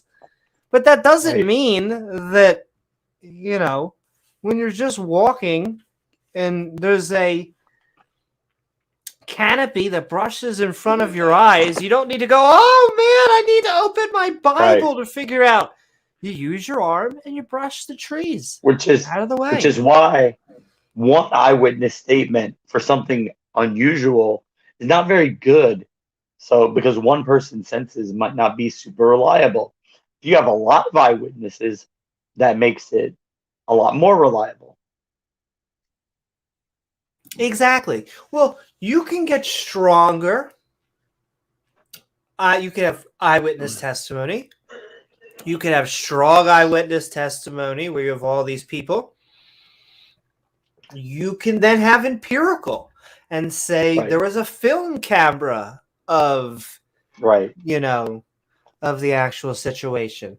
And so there's different scales of evidence and different ways that we acquire evidence, but none of it deals with the Christian God. Yeah, no, none of it. Sorry, that's my wife's cell phone. Just ignore that. I'm sure. Sense perception, nerve transmission. It is grinder alert going on. Transmissions. Let's ask ourselves this question. Leaving aside the evolutionary argument against naturalism for a moment, let's just pretend that the brains really are geared necessarily to produce true beliefs, and the strawberry bullet thing is not necessarily an apt comparison. How do you know that your senses perceive reality correctly? How do you know that you are not hearing things? How do you know that you're not seeing things? You say, well, you might say, well, it's not mind blown, right? You don't. The majority of the time. How do you know that? How do you know that the impulses that your eyes transmit through the nerves arrive to the brain correctly? How do you know that the brain then interprets those transmissions correctly? You don't. that the brain then coherently forms. And in some ways, the body is taken the mishap and turned it to its advantage, like the fact that our brains flip a backwards image so that we can see. Yeah. Properly interpreted transmissions into an understanding of reality of what's happening.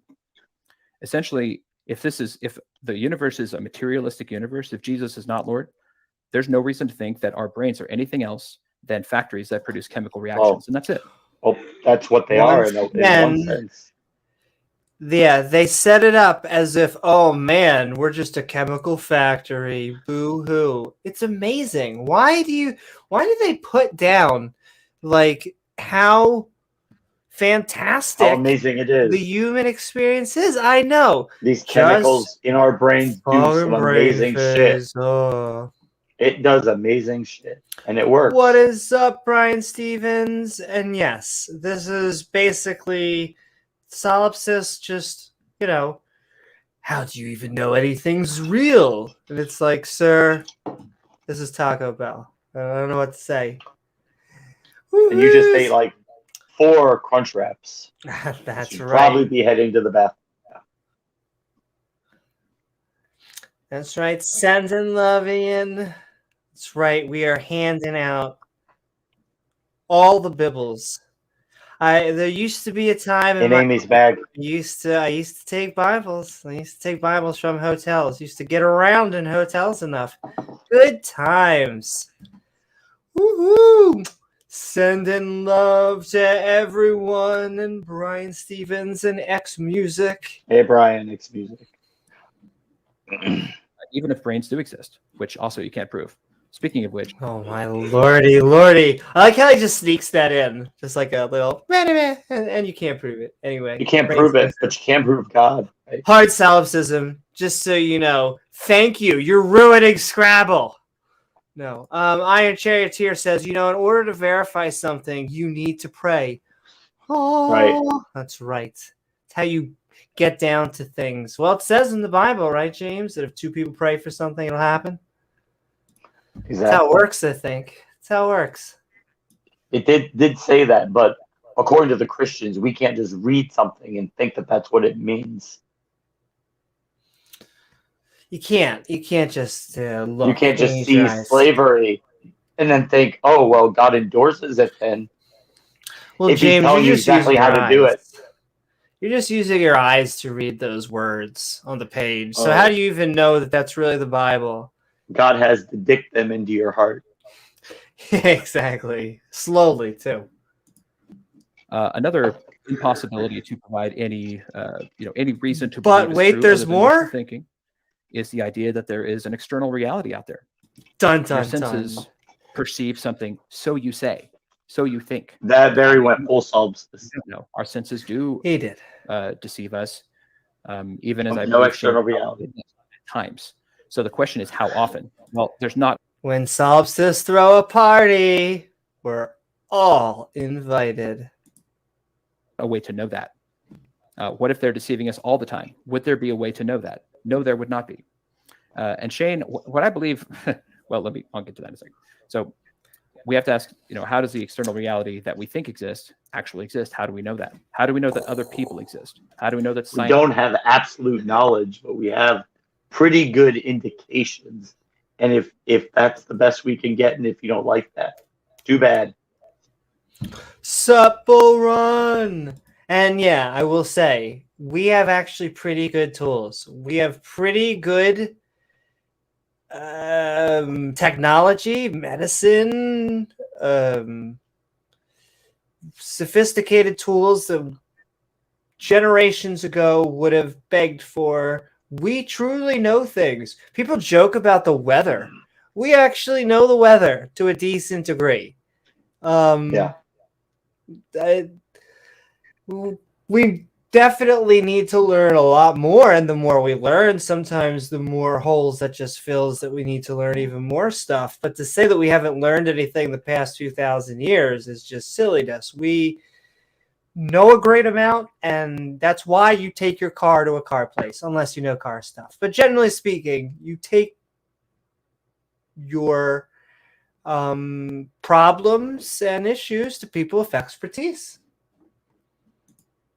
Exists. With knowledge, if anyone wasn't listening for the key word there. And James got summoned by Satan again. Brian Stephen asks, could the Christian God create brains in a vat? Yes. Could the Christian God send those brains strong delusions? Yes. Checkmate, pre-suppers. Yeah, that's true. To me, it's a Russian nesting doll. What I very much dislike, and hold on one second, get called.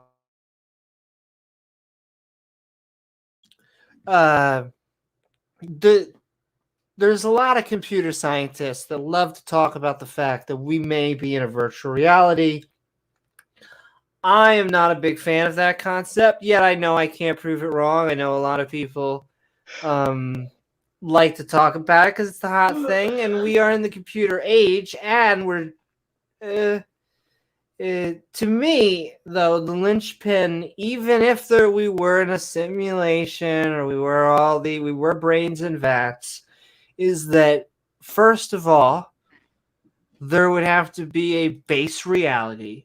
So these laws would be having to be based on whatever the laws were, because when we create fake realities like games and game engines, we create laws that have logical presuppositions based on our universe, on our laws of physics and stuff. So there's still laws, no matter which way. We're still discovering them. We're describing them. We are not describing them. And just like Brian says, I have no idea how we would be able to conclude that the brain in the vat is not having a delusion. I don't know how, but just as is often shed to presuppers, them presupposing God does not solve the presupposition of why the laws of logic exist, or why I think, therefore I am, which is really my only two presuppositions. So Jesus does not solve those two things. You could say he solves those two things, but then you would need to demonstrate how, and they don't do that. Yeah.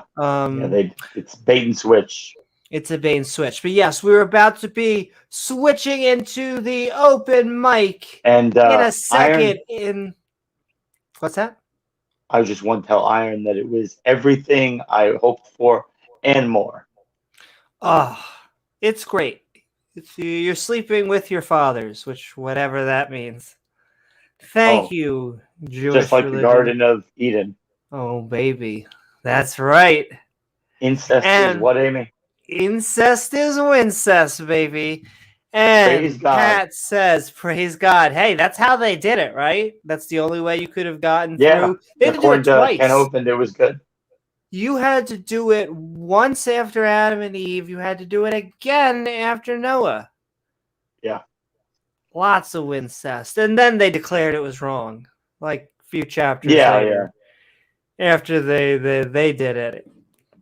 But organisms, God, keep it PG-13. I'm gonna say, but God says, look at that, Pat. See, got high sights here. But Pat says, praying in pairs is the answer.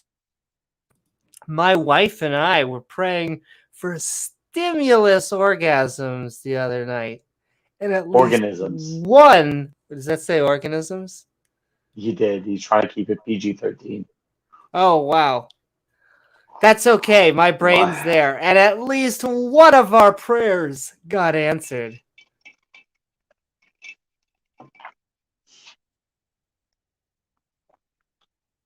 No versions. No. Sending love to Pat. And Amy already went down to Sheol, and no virgins anymore. That's right. No more virgins. We took care of that problem. No, I like to say that my goal in life is just trying to make everyone just a little bit more bisexual. What were we talking about anyway? What is up, Titan? your anus. Woohoo! Tighten your presuppositional apologetics. I know, I can't help it. You can definitely tell where my head is, okay? Look. I'm just hoping everyone has a good time.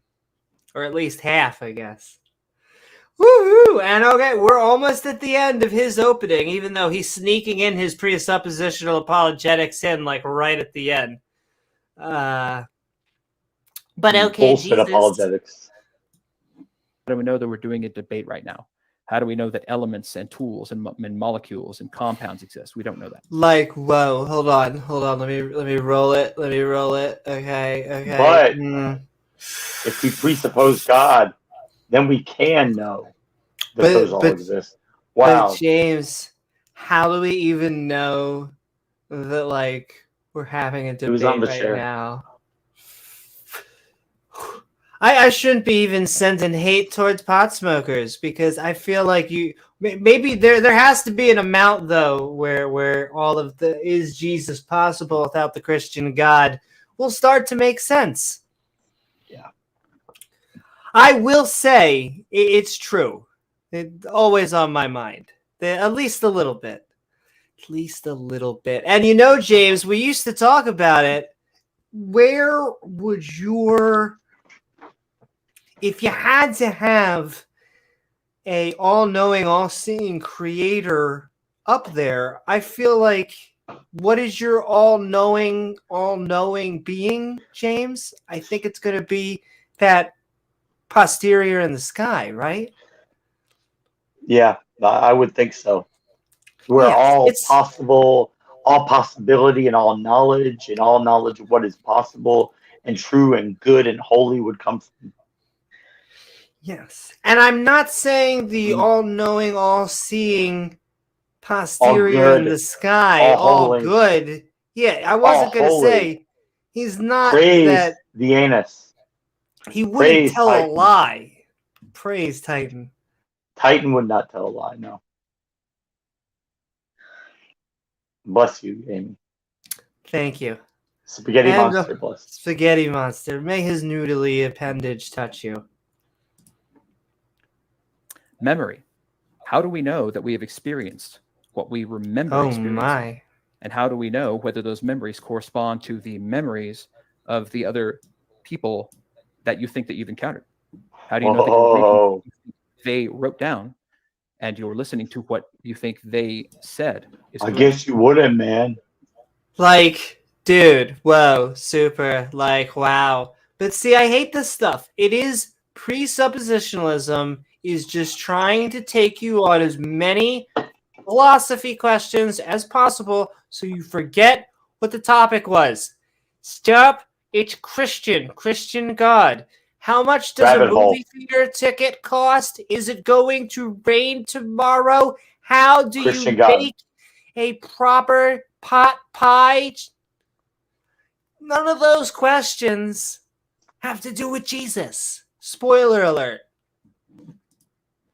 How do you know? Well, Jeebus. Let's ask. Jesus, how do you make the world's best chicken pot pie? And that's a false answer because pot pies are terrible. Well, I couldn't do it there. Can I do it on the internet? Hold on. It's like asking for a square circle. Can't be done. Look at that. The internet found it for me. Look at that. Internet 1, Jesus 0. Oh. I tried. I gave Jesus a chance. You know that nature has remained uniform and will remain uniform for the next 5 seconds. Isn't it certainly within the realm of possibility, given that there's no overarching governing intelligence or volition? All right. Keeping the universe now we're getting some intelligence, and the way that we would expect it to be, the way that we hope it will be. So everything that we know about natural laws and laws of intelligibility, laws of communication, and laws of chemical reactions and such, like the ones happening in our brains, could change in the next 5 seconds, and there's no way to know that. Maybe they changed 5 seconds ago. and all of our memories that we think we have of everything are false. That's certainly possible. Maybe. Yes, it's certainly possible we're a brain in a vat. But just assuming Jeebus would not be consistent. make any of that difference. It's almost a joke at this point. Like are you a brain in the vat?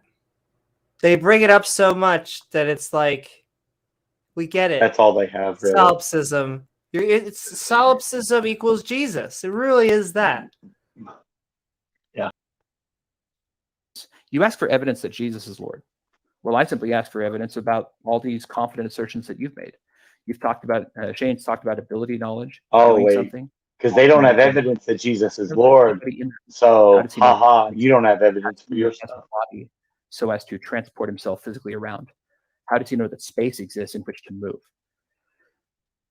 He talked about, dreaming, and I believe that the usage of the word, something like day-to-day usage of the word knowledge, is just kind of a trapdoor to try to escape having to prove these things. He demands evidence that Jesus is Lord. Well, I demand evidence that you have any knowledge about literally anything, and you just have to answer my questions. I'm denying that's where it goes. That you know anything.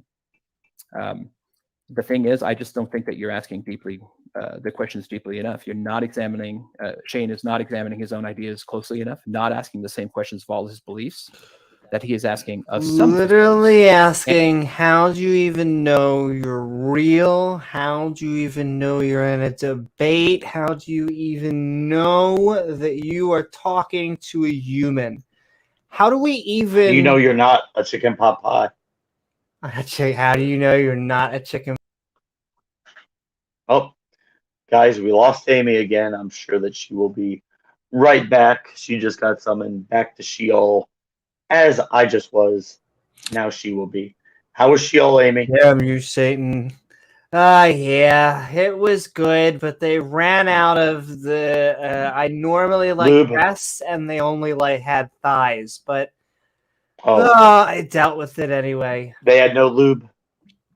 They had no lube. And okay, I'm trying to see if that was the very last. I feel like he is tippy-toeing out. I do know the link is trying to run away. Chat. So if you would like to see the rest of the debate, it's going to be heading over to Shane's The Skeptics channel over there, where you can find the full debate. But we're about to be switching into the open mic, and I know the link is in chat. We're going to let this gentleman, Alan, finish, and then you can tell us what you think about all the wisdom. He's going to finish all over you, Amy. Oh, baby, baby. Oh, I remember what I was saying before it crashed. If we cannot, if you have to ask yourself, how do I even know if I'm in a debate? How do I know if I'm real, or how do I know that you're a human being?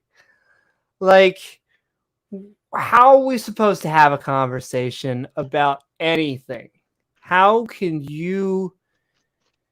you're just the guy on the bus that we will have to walk away from. I like all of those questions isolated and in their own debates if you really want to debate them. Yeah. But to use them as an excuse for your God, it's pretty silly. It doesn't make sense. It's pretty silly. And of some of the beliefs of others, such as that Jesus is Lord. Hot. Thanks so much, and God bless you all. God bless you. There you go, baby. A happy ending. Always. As we are going to be moving into our open mics. You just watched both opening statements from a debate on is knowledge possible without the Christian God. You can find the rest of that debate right down there. Gets spicy and fun. I thought it was Titan good. Just posted it. And I thought, you just put Shane's channel there. Woohoo! And I'll pin that for a second, but we are also going to be heading into our open mic, so I'm looking for atheist, theist, come one, liberal, come all, conservative, solipsist. liberal, conservative, solipsist. What is the opposite of a non-solipsist? Everyone else? Well, the opposite of a solipsist, yeah. An anti-solipsist, I guess, but yeah. The fun. I don't think we've had a pre-sup come on here. Is I don't think biblical account for the win is that. I think he is. Is he? Oh, maybe he's he a is. strain of pre-sup, yeah. He definitely sounds like a pre-sup. That would not surprise me if he is. Would not surprise me. But okay, I am gonna go here. Iron Charioteer, sub to Shane. There you go.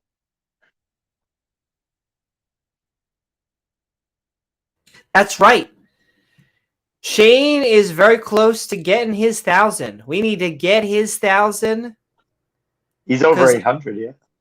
Honestly, it's something I am very proud of, that the believer community splinters, it schisms, and it cracks because people fight, because someone on the same pew on the left side disagrees with someone on the right side of the pew. Yeah. And they both disagree with everyone in the pew behind them. And so non-believers, because of the purity of just a simple not believing something, we just all seem to have each other's back. And I don't know. I love the cross-pollination. I have to shout out, just in thinking it, I could just think of the Atheist Roundtable, Anthers in Atheism. I could just give a shout out for the Atheist Handbook for the Old Testament, Volume 1 by our Atheist lovely Jr. Dr. Josh. So, Atheist Jr., who just got monetized. Thanks awesomely to both Apologia and the fact that Aaron Ra, and the fact that Kent Hovind has recently become a physicist, I would say. He's recently been exploring gravity, and Atheist Jr. has done some awesome videos helping K376827132 find out about evolution. What? There you go. Evolution. But yes, what was I talking about? Shane the Skeptic and the debate. Come check it out, and come check out our open mic, because we got Jefferson Spatchcock and Pat Lowinger backstage as we move into our open mic on Is Knowledge Possible Without the Christian God? Done.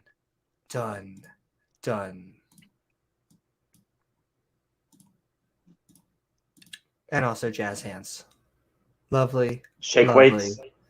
Shake weights.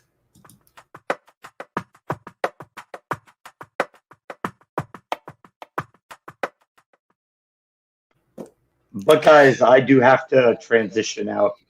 I'm so sorry, guys. No, that is fantastic. I just want to send hearts to James with a Band-Aid wrapped around it. In fact, the whole channel can, because we have been having some lovely empirical-based science help Woohoo. the fantastic James W. here. Thanks, guys. Like I said before, recovering from a surgery, but it was great to spend part of the night with you guys, and hopefully I will be feeling better in a couple days. And yeah, but it was still great to see you guys tonight. Woo-hoo! Thank you so very much, James. Sending hearts, and go relax. Go do something fun. Gonna try. And we lost Amy again. Her browser crashed again, so I'll wait till she gets back on. Look, There she Satan. goes. Gosh, Satan loves sending us off. But okay. Almost as much as he loves Girl Dick. That's right. Which, in fairness, who doesn't? But sending love. Thanks, you guys. Have a great night. James W. as once again recovering from science, not Jesus. A real medical doctor, not a real medical prayers. doctor. Yeah. Thank you, guys. Night, James. And all right, we're going to Jefferson Spatchcock and everyone else who wants to join us as I put the link on screen. But Jefferson, we are asking, is knowledge possible without the Christian God? We're talking about both the debate that happened with Shane the Skeptic and the subject itself. How are you, and what are your thoughts? I'm fine. Thanks for having me on. Woohoo! And yep, all yours. What are your thoughts about either the debate topic or the subject itself? Is knowledge possible without the Christian God? Well, I mean, by default, the Christian, let's say that the Christian God does exist. And by necessity, everything that we have exists because of it, right? Part of the problem that we have from our knowledge point is that we have an epistemological sense about the world around us, a subjective experience. And that, in and of itself, without being grounded in God, basically is something that we just have to take for granted. Even if you were to ground it in God, you still have to take it for granted. Because when you ground it in God, you basically are like, well, I used my subjective senses to ground my idea about my subjective senses in this idea of God. So I think this idea of kind of it's sort of the weirder idea. I think kind of a primitive idea of like precept doesn't work. I think the idea behind it is based on an idea that you can turn God into a presuppositional notion, an axiom, but you can't.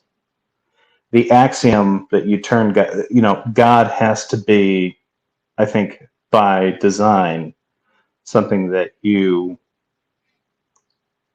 concluded from the things around you.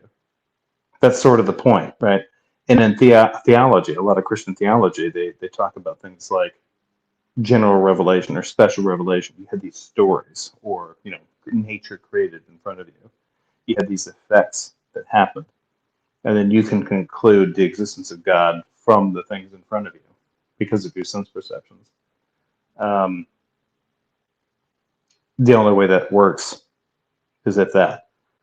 But you can always doubt your sense perceptions, right? You could always doubt that thing. Maybe I'm not actually experiencing reality. Maybe I'm in a vat. Maybe maybe I'm created in a machine that's telling me that things are created by a God. Who knows? So solipsism is a problem for atheists as well as Christians.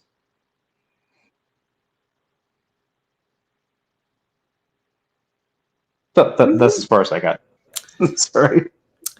Sounds good. And I will admit, I agree. I think that solipsism is a problem for atheists as well as theists. I just don't think anyone can answer it, in fact. And so I just think, why do they use it? But okay. But thank you so very much, Jefferson Spatchcock. We're going to go down to Pat Lowinger, and then we're going to go into about another 30 minutes of open discussion. If you want to come on and say your mind about is knowledge possible without the Christian God, now is the time to say so. Thank you so very much, Jefferson. But Pat Lowinger, like I said, is knowledge possible without the Christian God? We are talking about it tonight. I hope you are doing well. And what are your thoughts? Well, so in the chat, I posed the question: is it possible to have knowledge in light of having a Christian worldview? And as far as can we have knowledge without God, I say absolutely. But my question would be, can we have knowledge with God?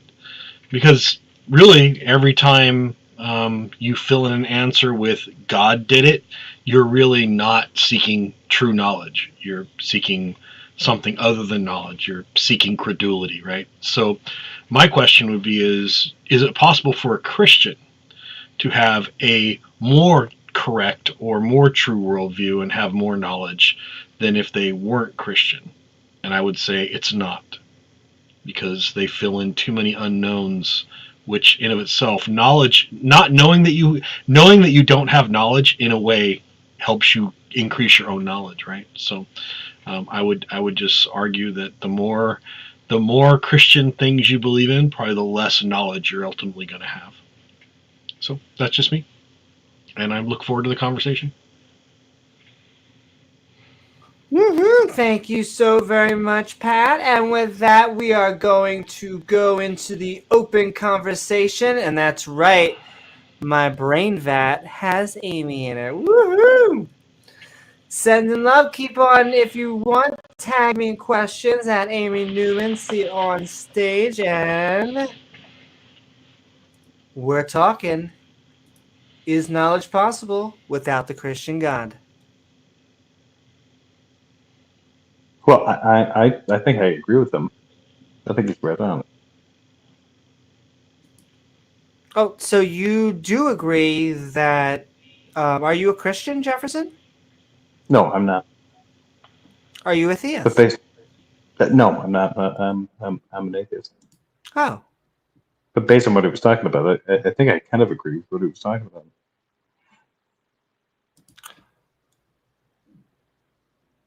See, I would agree in that we don't understand solipsism, we can't disprove solipsism. I just don't think that the only way to overcome solipsism is through the Christian God. Yeah, no, I don't believe that either. I don't think that Christianity can get past solipsism.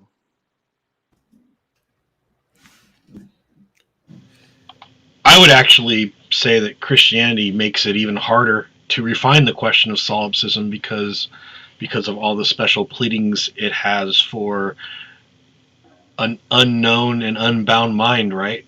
I mean, because ultimately that's, the Christian concept of God is an unbound. I mean, God is a brain in a vat. Just we don't know where the vat is, and we make all kinds of special pleadings for it. So Right. I think that's God is a brain in a vat outside of space and time. That's fucking awesome. So. And actually, I want to add in a fourth person to the discussion for his opening statement. Jason, welcome back, especially after having so much fun on our LDS episode. But tonight we're talking, is knowledge possible without the Christian God? Hope you're doing well. And what are your thoughts? Yeah, hey guys. I don't have much to add. I just came in for the convo, but generally, I feel like there's this hard solipsism issue, and that presuppositionalists leverage that to be able to make a claim that you can't know anything except for God. So, you could make this statement that they, even if they believe in God, that there's still the issue of hard solipsism. How do they know that what they know? And they're like, well, it's because of divine revelation. I'm like, well, how do you know that it's divine revelation? How do you know that that's actually happened? How do you know it's not a delusion? So the problem of hard solipsism cuts both ways. And so if it's not like the Christians have the answer to that, they have the same problem that atheists have, is that we can't know we're blocked from knowing some of those things. So it's the same problem. So I don't think, hard solipsism has any advantage for Christians or for atheists. It's a problem for everybody. So that's my general position. I kind of agree with Jason. And the neat thing is, in our society, personal revelation fails the legal test. Why did you enter that liquor store and steal all the bread? God told me to feed the homeless. Doesn't hold up in court. You still get charged with petty theft or breaking and entering. Why did you do X? Because God told me to. Is not at least our society is engaging in non-credulity, right? Our legal system. Did you find my rap sheet? I mean, I'm pretty sure that was my exact defense. Yeah. That's what I'd go with. But ultimately, the next thing they're doing is determining whether or not you're mentally fit to stand trial.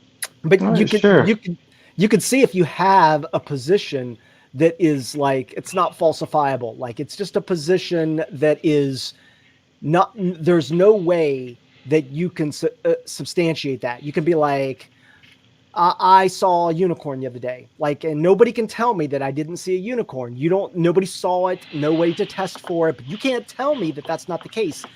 That does fit in well with the solipsism position, because then then it's kind of like a whataboutism. It's like, well, you don't know where reason comes from. You can't explain. You could even be a brain in a vat. So don't come at me and try to accuse me of the fact that divine revelation isn't actually real. I don't have any evidence, because you can't prove that you're not a brain in a vat. That's the presuppositionalist position that turns it around on you. So it's kind of interesting. The only people that actually want to use that as an argument are the people trying to justify an incoherent position. Like, if you have an incoherent position, it's a great argument, because it's essentially saying, well, you can't say I'm incoherent. I can just say everything is incoherent. Yeah. So, also, Jason, I want to tell you, I'm really digging your defined jawline and your oh my God, this has been going around on all these streams. Everybody's like, Jason, I love your jawline. I'm like, and I need to, like, I was gonna say, Pat, I saw your picture on your YouTube where you're like looking off in the distance. I wanted to take a picture of myself looking off in the distance and like put it up at the same time. Do them. Yeah, for posterity's sake, and for monetary reasons. Yeah, just go ahead and do this. Yeah, yeah. Get those profile shots into some. Yeah, not a bad idea. Not cracking on your profile pic, because I think it's great. I love it, and it's inspiring to make me. I want one like that. So, my profile pic is based on a poor profile with bad vision and tea addiction. So. Is that? It looks like RJ Dowling, or what is his name? I don't know. It's actually what's his name? Alan Ford is the name of the actor. Yeah. The character's name is oh God, what's his name? Great mob. He always plays a great mobster. I can't remember. He's always in British stuff. I think his name. It's not Bullethead. Was he in one with like Daniel Craig? And it's like a British mobster movie. He looks really familiar. He might have actually been in one with Daniel Craig. I think it might have been Layer Cake. Yes. Yeah. He has like a really thick English accent, or like he has a very unique accent. Yeah. But his name is God, what's his name? I'm blanking on his name. This is terrible. And I've been using his like I know the actor's name, but I don't know the character's name. But it's from Snatch. Oh, it's from Snatch. Sweet. Yeah, but he does this routine where he basically explains the meaning of nemesis to a couple of these guys. Yeah. He's sort of this proper gentleman gangster kind of type, and he's like, hey, this is how it works. I'm gonna just like tell you how it is, and then you're gonna deal with it, or I'm gonna kill you. Kind of crap. Now I want to know what this guy's name is. God, what is his name? It's Alan. Alan Ford is the actor's name. Oh, that's the guy. Oh, okay, Alan Ford. Alan Ford is the actor's name. I'm trying to think of like what his character's name is in Smash. I think it's. But how do we know it's actually Alan Ford? I mean, you're asserting it's Alan Ford. The English are asserting that it's Alan Ford. Correct. Right. Exactly. The BBC and Is that those Bricktop? Mm. Was his name Bricktop? Bricktop. Yeah. Okay. Yeah, that's them. Yeah. You know, I don't know how you guys get past the presups though. I mean, the fact that Jason will actually engage a presup, I just don't. I just won't do it. I look at hard solipsism the same way I look at, like, when I teach classes on ancient magic, right? And I'm sitting there and I have a student, you know, they'll ask about magic. I go, look, you can look at magic and hard solipsism one of three ways. You can go to the show and think it's just a show and it's entertaining, like a modern magic show, right? You can go there believing that answers questions. Or you can go there as a skeptic and go, this is all bullshit, I just wasted $39.95. Like, that's the reality with hard solipsism. You can go there going, man, that's fucking cool. You can go there and going, that's entertaining, let's engage shortly for it. Or you just go, it's not worth my time because it's useless. And I fall into the third category on it. I mean, even serious philosophers go, look, we don't engage on it because it's a ludicrous position. Because foundationally, it destroys everything within philosophical frameworks and, you know, constructive discourse on thought and reason. So why? I mean, I always call it's the idiot's position to try to sound cool. You know, the idiot's handbook to sounding smart. So. And I don't know why, but it makes them all have this like presumptuous voice. I don't know what it is to them that it makes them go, well, what do you know at all? Well, what about? I don't know. I wish I could do a Darth. He is like a real good Jersey, but how do you know anything at all? How do you know? How do you not know we're brains and fats? I like Cy. What's his name? Cy Yeah, I can never say his name right. But I like his, like, you know, he's like, how do you know you're not brain fish? How do you know you're not a meat bag? How do you know you're not just a Mountain Dew? I've heard him call people like, how do you know your brain's not Mountain Dew? You know, like, you know, are you certain about that? Are you certain that you're certain? Like that kind of shit. But let me just say this, that there's a reason, I've said this before, there's a reason why it's used a lot, is because although I know a lot of people think it's bullshit, it has some compelling aspects. And the reason it's compelling is that we can't know with absolute certainty certain things. And they are tapping into that. I mean, I'm not saying we can't, we can know some things from an absolute certainty perspective, but lots of things we cannot. And when you say, are you absolutely certain of something? If somebody says, I'm not absolutely certain, then that leaves open the possibility of something else, even if that possibility is infinitesimally small, like microscopically small. Like to say, is the earth flat? You're like, well, no. You're like, are you certain about that? Like, could it possibly be in some universe, in some way, that the earth is flat? Yeah, I mean, and see, well, could somebody? Well, and then you actually put in one of the real questions that I have a problem with when they say in some universe, right? Yeah, I know. Yeah. Well, we're stuck with one. Yeah, we're stuck with one.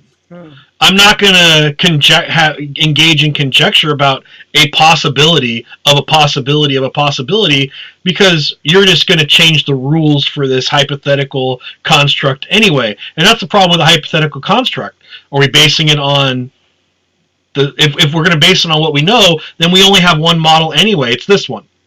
right? So engaging in hypothetical conjecture about another universe, sure, we can talk about flying monkeys and a guy that lives in a magical castle and his name's fucking Oz too.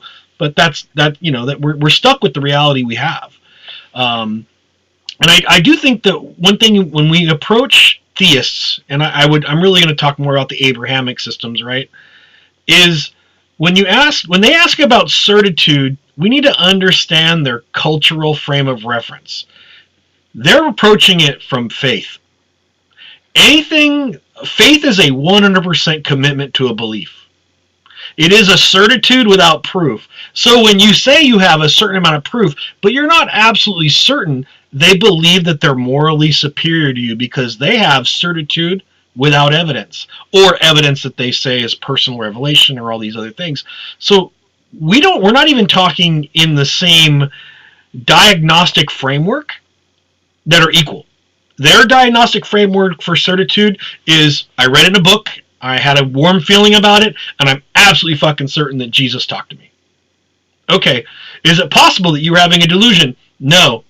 And then they ask you, Jason, are you sure that you're, a however old or male that you are? Well, I'm pretty certain. Is it possible your birth certificate was on the wrong day? Well, yeah, it's possible. Now, even though you have a body of evidence showing you've had birthdays on the same day, your parents attest to it, everybody in your family has pictures of when you were born, and you have a birth certificate, but are you absolutely sure that birth certificate accurately reflects the moment of your birth? Well, no, I'm not absolutely certain. I mean, there's always, and that's the difference.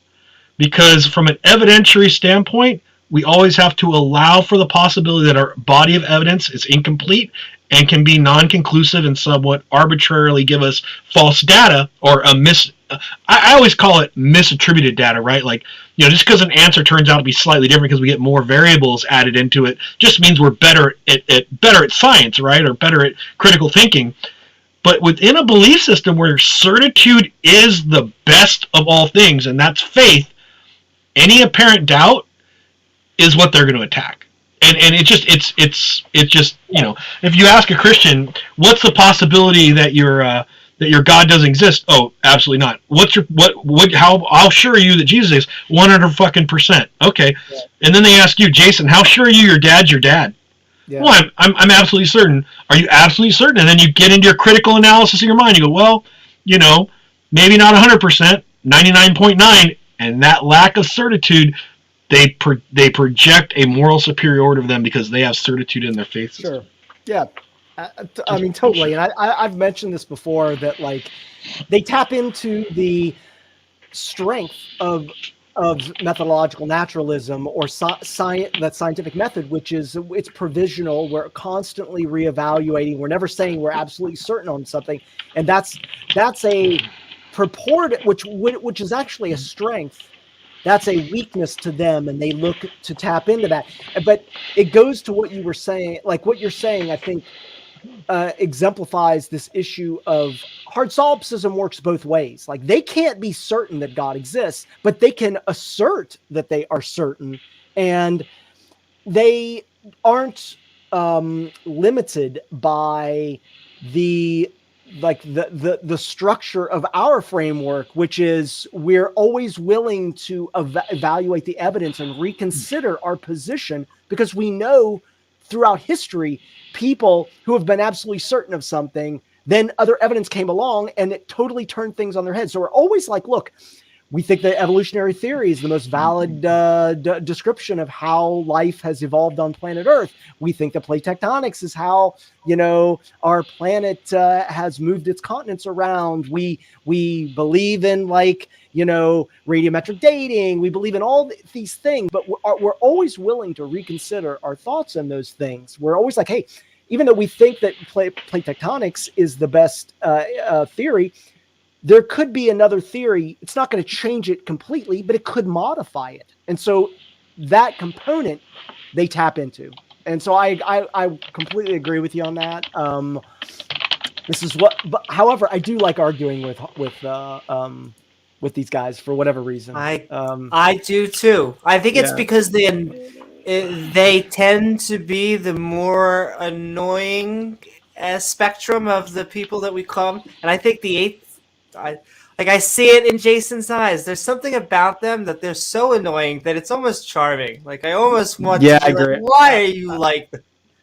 Hey, I heard Nicholas Lamar, Nick Suter. I heard he's a pre-supper. I heard he's total pre-supper. You know, by pre-supper you mean he eats before supper. He and Darth are like this. I swear to God, I caught him one time on the stream. They were kissing each other and hanging out. And was that stream on Pornhub? Oh my! Yeah, see, now we're starting to talk my language. And all right, we are going to get the recently converted to presuppositional apologetic Nicholas Lamar. I hope you're doing good and welcome to the conversation. Is knowledgeable possible? Is knowledge possible without the Christian God? And I'll give you one more. It's going to be a slow clap. Hold on. There we go. Well, I think it's interesting. I mean, how could you ask that question if there wasn't a God? I mean, how'd we be even able to? Yeah, exactly. Well, listen, if that's who you want me to be, I can do that. We can sit here and I'm glad you guys have come around and have acknowledged that you need a God to even be having this conversation. I mean, how could you be on YouTube without the Almighty? So, I'm getting a terrible echo. Hold on. I'm probably gonna be stuck with it. Anyways, that's just the CIA in your ear. Don't mind that. 2 seconds before. Actually, it's your own voice echoing off your VAT container and reverberating back in. Because I hit this. Yeah. Well, this is why. The phrase you want to learn is all the coins of the realm cannot be counterfeit. So if it was discovered tomorrow that every single dollar ever made by the U.S. Mint was actually counterfeit, what would we use for currency? What would be the alternative?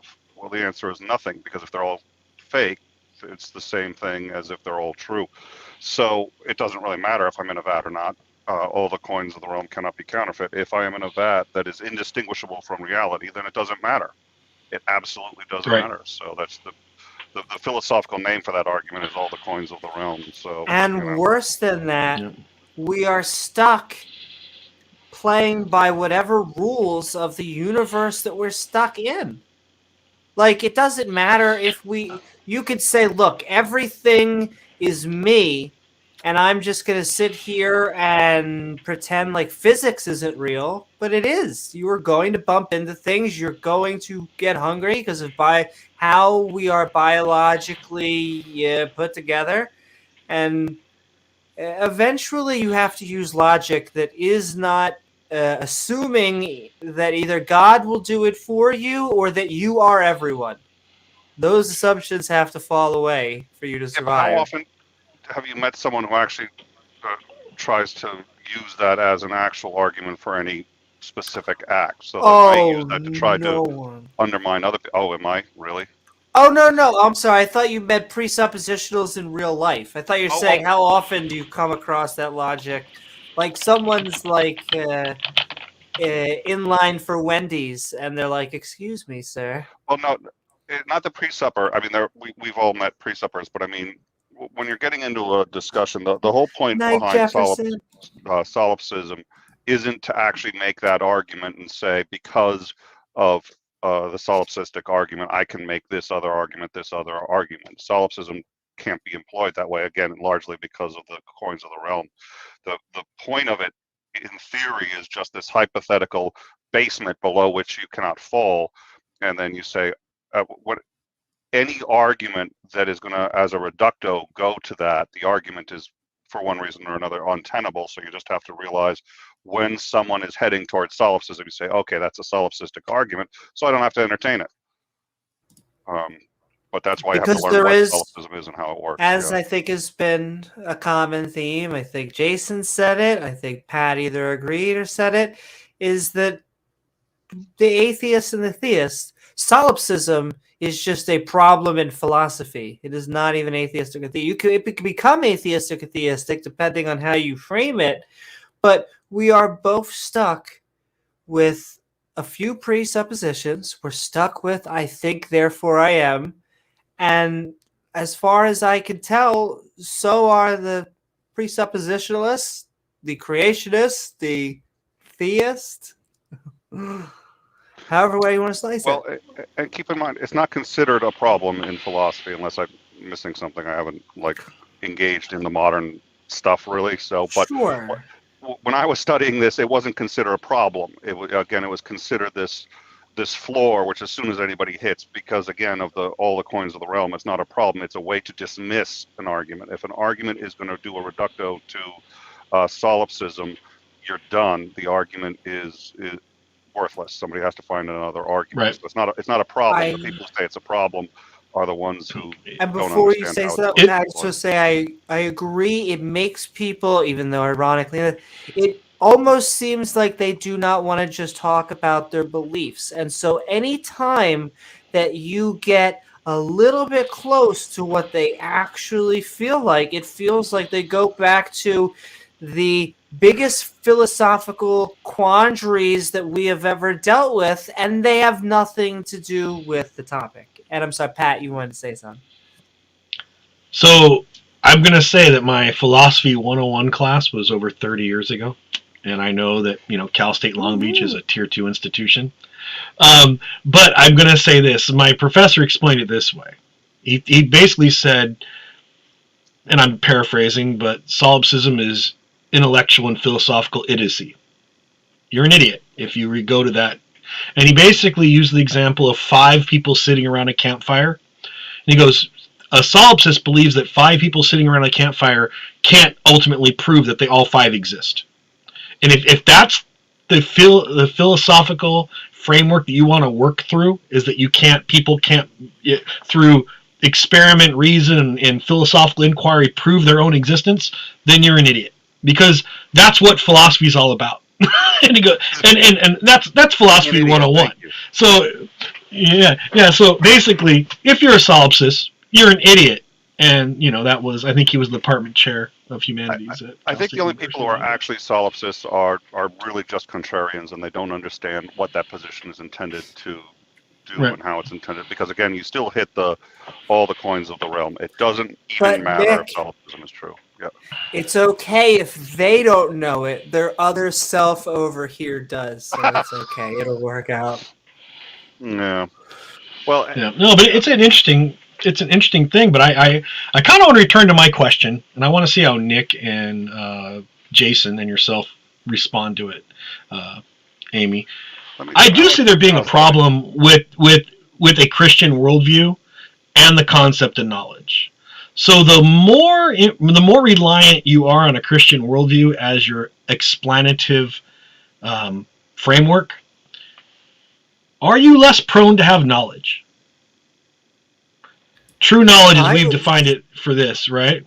And I say yes. I assert that the Christian worldview is, as far as logically and in asserting knowledge as a quantifiable entity, the Christian worldview is weaker and will never be will never match the non-theistic worldview, particularly non-Christian worldview, right? So I just want to know how you guys think about that, or what you think about it. I think you're definitely prone to have a less correct worldview, since there is a lot in the Bible that we know gets wrong, just like physics, the creation of the universe and all this. If it stunts you morally, in my opinion, because if you have views about homosexuality and you are a religious person, we could generally guess what your views are, unfortunately, because of that book. And so it really, the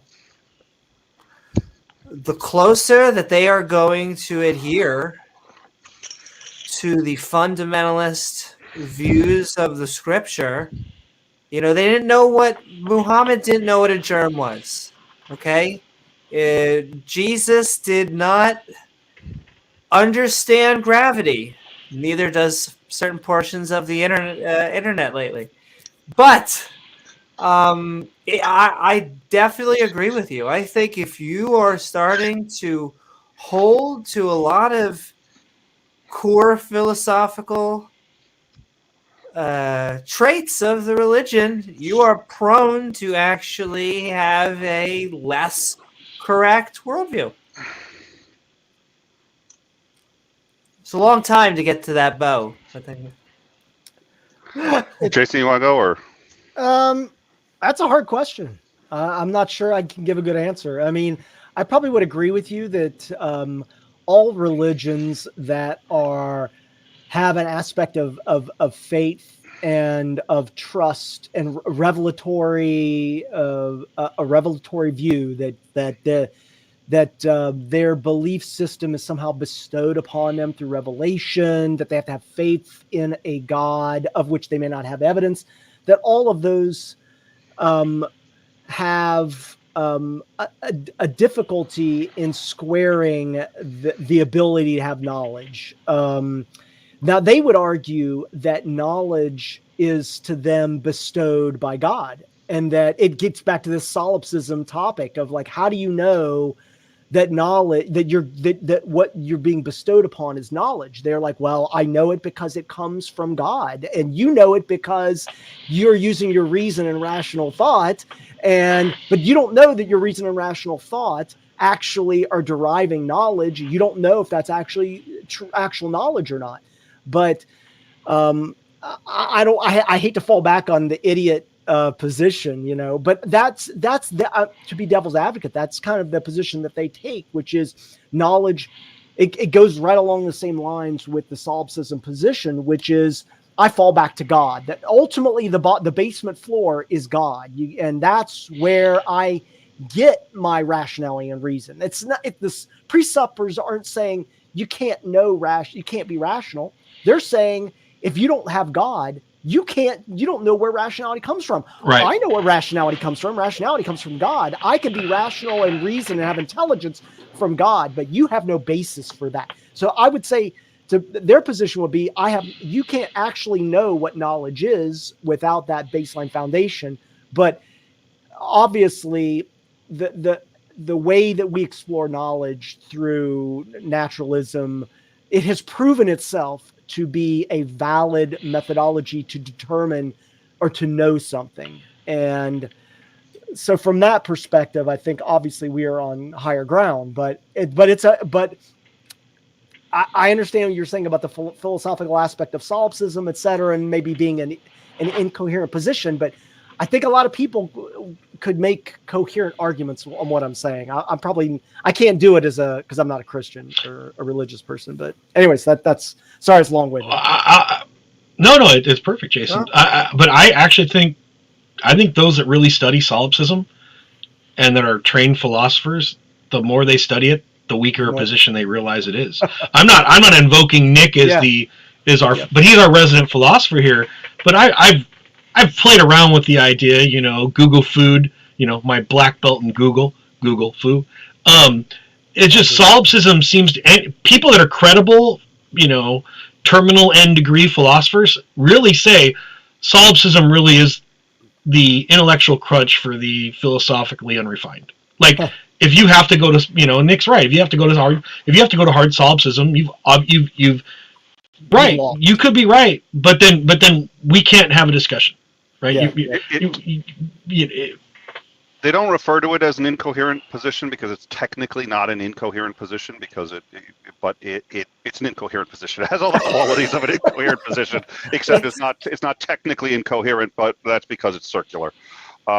So it's an incoherent position. It's okay to call it one, even though technically it's not. So, so my answer to the question is, you know, the reality is we appear to be living in a universe that's infinitely complex. Again, whether we're living in it or not is irrelevant. We certainly appear to be. That's the perception that I think all of us here have.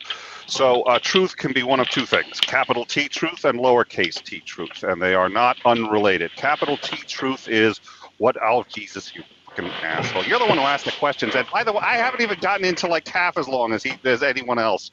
Capital T truth is really just this hypothetical, right? It's the ultimate truth, and it might be God, it could be absolutely anything, but there's this ultimate sort of hypothetical capital T truth we'd all like to get. The reality is, you take a look at the universe, there's no way to get it. There's no way to get it. There's no way to get it. And so since you can't get it, all we can do is try to approximate and get closer and closer and closer over time. How does that process work? Well, experimentation. It works by trying things, and we've been doing this for over 100,000 years. I mean, the way we learned fire was bad. Was, you know, after we first encountered fire, we're like, experiment, and that experiment went south. So that's how we learn, and then we learn to write, and we hold on to this knowledge for extended periods of time. So because it appears that there is no way to get to a capital T truth, there's always the possibility that anything we know, and in fact, long shot, that everything we know is false. The problem is, just because there's that possibility, you have to talk about likelihood. And once the likelihood reaches past a point where it's no longer prudent or relevant, it's no longer entertaining the possibility that it's false is no longer productive. It's just not productive. It is technically possible, but it has gone beyond the realm of being productive in anything other than the most remote hypotheticals just for shits and giggles. That's it. So as long as you keep an open mind about that, you know, things can be changed, and how Pat put it earlier, I really liked. Then what else do we need in order to get closest to this ultimate T truth? Well, we're going to have to make a few assumptions. In fact, even making an assumption that there is one is one of the starting points. But we've also learned that the fewer assumptions we make, the closer we get to that truth. And the way we know that is because we become more reliable, and we're able to get people to the moon and all this other stuff by making assumptions like, if I really ask God like hard to grab Neil Armstrong and drop him on the moon for a couple of minutes and then bring him back, I'm sure it's going to work. It turns out, no matter how hard you wish, it doesn't seem to happen. But if you follow these other processes, you can get it done. So you have to remove as many assumptions as possible. When you find that you're making one, you have to really sit down and say, A, can I remove it? And B, is it justified? If it's not justified and I can remove it, you have to ditch it. All religions, just a priori, by definition, what makes it a religion is usually that it has to have some kind of affirmation by a ceremony, something like that. It has to have, so they have a number of components depending on exactly how you choose to define it. But one of those components I think just has to be, by definition, a faith-based assumption. If it's not faith-based, it's no longer religion. If it's a faith-based assumption, one of two things: either there is actually a way to justify it, in which case it's no longer an assumption, so it's not religion. Even if it's not a way to prove it, you don't have to prove it, you just have to justify it. If you can justify it, it's no longer faith. If you can't justify it, do you have to have this belief? If the answer is no, you need to ditch it if you want to try to get closer to truth until you can find a way to justify it. Ergo, all religions necessarily make it harder to find the truth. They don't. It's possible one of them's got it right. It's absolutely possible. But because assumptions have universally gotten us further from the track the more we make, you're adding them unnecessarily. There is no way it gets you closer to truth, and like beyond the point where it's worth debating, it gets you away from truth. So all religions do that. Period. End of discussion. Mm-hmm. I've always liked the analogy that. Oh, go ahead, Amy. Sorry. I'll let you speak in just a second. We're gonna go. I couldn't agree more, Nick, and we are actually going to be going for about another 20 minutes. So I'm gonna be sending that into chat if you would like to join us. We are talking, is knowledge possible without the Christian God? If you are a Christian, now is your time to Bubble. Come on in, Bubble. Now's your time. Bubbles out in the chat, like talking about how I missed the first half of the. Good. I missed the first half of the discussion, but there's a serious, straight up, legit problem here, which is there is no pre-supper argument that necessitates the Abrahamic God. It necessitates a higher power, but does not necessitate the Abrahamic God. They make another argument after that. They say, okay, this God exists. We've now established that, this higher power. Now here's my evidence for why it's God. And usually it's because, well, don't you think he'd want to reveal himself? He has revealed himself, this higher power, and he's done so through the Bible, and you shoehorn all that in. But I've never heard of a single fucking Ra revealed himself. Yeah, there isn't any presupper arguments I have ever heard that necessitate the God of Abraham, just a higher power. So well, I will say, I don't think he even is. You're not a Christian, so I don't know. Bubble, you may actually even say that this knowledge is possible without a Christian God. You may actually agree with us on this subject because you don't agree with Christianity. The other thing I wanted to agree with just Nick's real quickly is that they and I guess Pat said this too.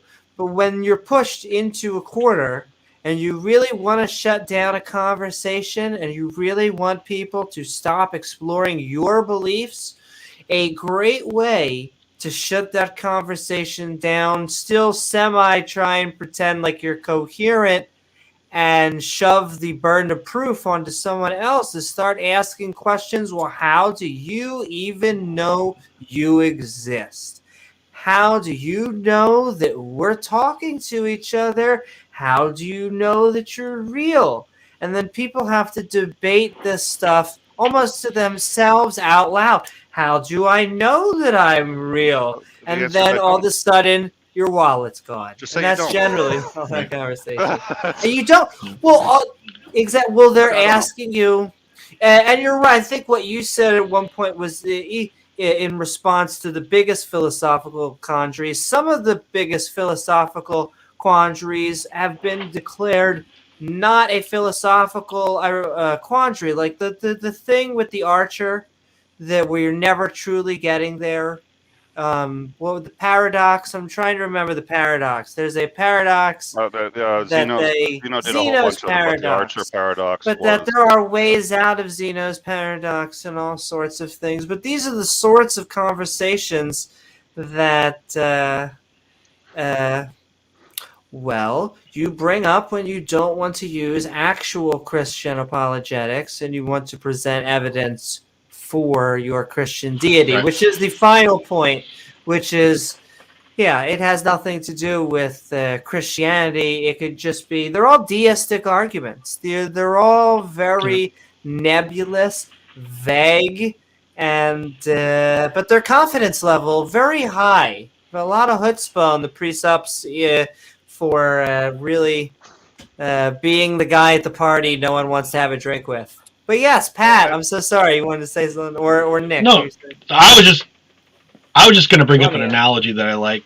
The difference between naturalism, empiricism, and basically, a religious belief, faith-based framework is, there's big T, little t, as Nick so quickly and eloquently pointed out. And if you can imagine a system where we're going to go on a treasure hunt, that at the end there's some knowledge or truth out there. You have, basically, based in this scenario, you have one of two ways of doing it. You can find a map, look for testable evidence. Knowing that treasure was hidden by someone else, you can look for signs and clues as to those people, foot tracks, footsteps. Maybe you have a map that you can follow that give you some indication. Maybe some, clues would be what you look for. Or you can use a divine mandate and ask for revelation. Which do you actually think has any likelihood of success? Well, and I use two with that one. To go back to something Amy said. First of all, when I'm in a discussion or debate with anyone on that, so what I usually do is they'll say, "How do you know?" Okay, I don't. Well, okay, but what's going to happen is there isn't anything they can do to undermine me. I let them continue with the argument. There's nothing they can do to undermine me that won't ultimately undermine their own position. So by the time we get to the end where they sit there and say, "Okay, so you can't know anything's real, neither can you. So now what?" We're sitting here having this debate, and you have just undermined every position you have too, because you are no more secure in your views than I am. So if that's really going to be on the table, then we're at a stalemate, which they certainly don't want to do. But then you can unwind yourself from the stalemate if you need to. But there isn't an argument they can make that isn't going to land back on them within 2, three steps at the most. But if you really want to talk to them about, you can make God irrelevant by the story, and I love this story. This is my favorite. God is irrelevant because it doesn't exist. Yeah, that's true. But if you're talking about, if somebody's talking about, well, this is why I use personal revelation, all these other things. The one the story that I love is the guy on the banks of the Mississippi River, and he gets a radio signal.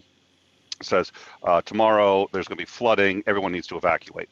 And he says, you know what? No, I love God. I worship God. I pray to God every day. I have faith. I will be fine. The next day, water comes up. Oh my God, he's up to the second floor of his house because there's so much water. A boat comes by. He says, hop in. We'll be fine. He goes, nope. I love God. I have faith in God. I worship God every day. God will save me. So next day, he's up on the roof. Helicopter comes by, says, dude, get in the helicopter. We'll pull you out of here. He goes, no. I love God. I pray to God every day. I worship God. I have faith. God will save me. So the helicopter leaves. Next day, the man drowns. And the man goes to God, and he's up at the pearly gates, and he says, God, I loved you. I prayed to you. I worshiped you every single day. Why didn't you save me? And God says, I sent you a radio signal, a boat, and a helicopter. How much more did you want? I have heard that joke before, and it's true. I wish we got as much evidence as, but they never send us like the stars rearranging. That one's big. I'll take letters, burning, symbols. I don't know. What do you got? Plagues, though. I'd rather you not. What's the opposite of plagues? Like a good time. Blessings. I'll take whatever you can get, but they never present us anything. But this is with precepts. It's a philosophy 101 course. We normally get scripture, and we're dealing with documents from thousands of years ago. Not shitting on history. A lot of I don't want to be the skeptic that's like, oh God, philosophy and all this. We need philosophy. We need to properly set up our hypotheses and all this. Well, that's funny. I'm somewhere in between.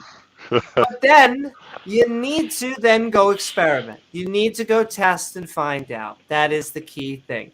And so, I wish I could just talk with a separate but similar subject, just the people of Kalam, and just be like, all right, that's cool. When are we putting that to the test? When can we put any of these hypotheses and actually go out? And the answer is never. And it's going to be like that for another 1,000 years. Yeah. And the funny thing about all this divine revelation, divine causation, is it should be testable, right? I mean, you prayed, you lost your keys, you found your keys. Let me hide your fucking keys next time. Let you invoke your deity. If you find your keys after I've hidden them, I might be inclined. But the problem is you find your keys after you've misplaced your keys, after you've walked around your house for half an hour and then prayed to God. And then you wander around for another 10 minutes, and then you find them because God wanted to reveal them to you. Last time you got sick, you prayed and God healed you. Let me pick the pathogen next time. And even if they find the keys after they've prayed to God, doesn't mean that God exists. The same way as I've been saying, if I looked up in the sky and there was a rearrangement of all the stars that spelled out Jesus' name, that still's not. It just means I don't know what the hell's going on. So this is the problem: is that there's not an effective way of proving God. It's right.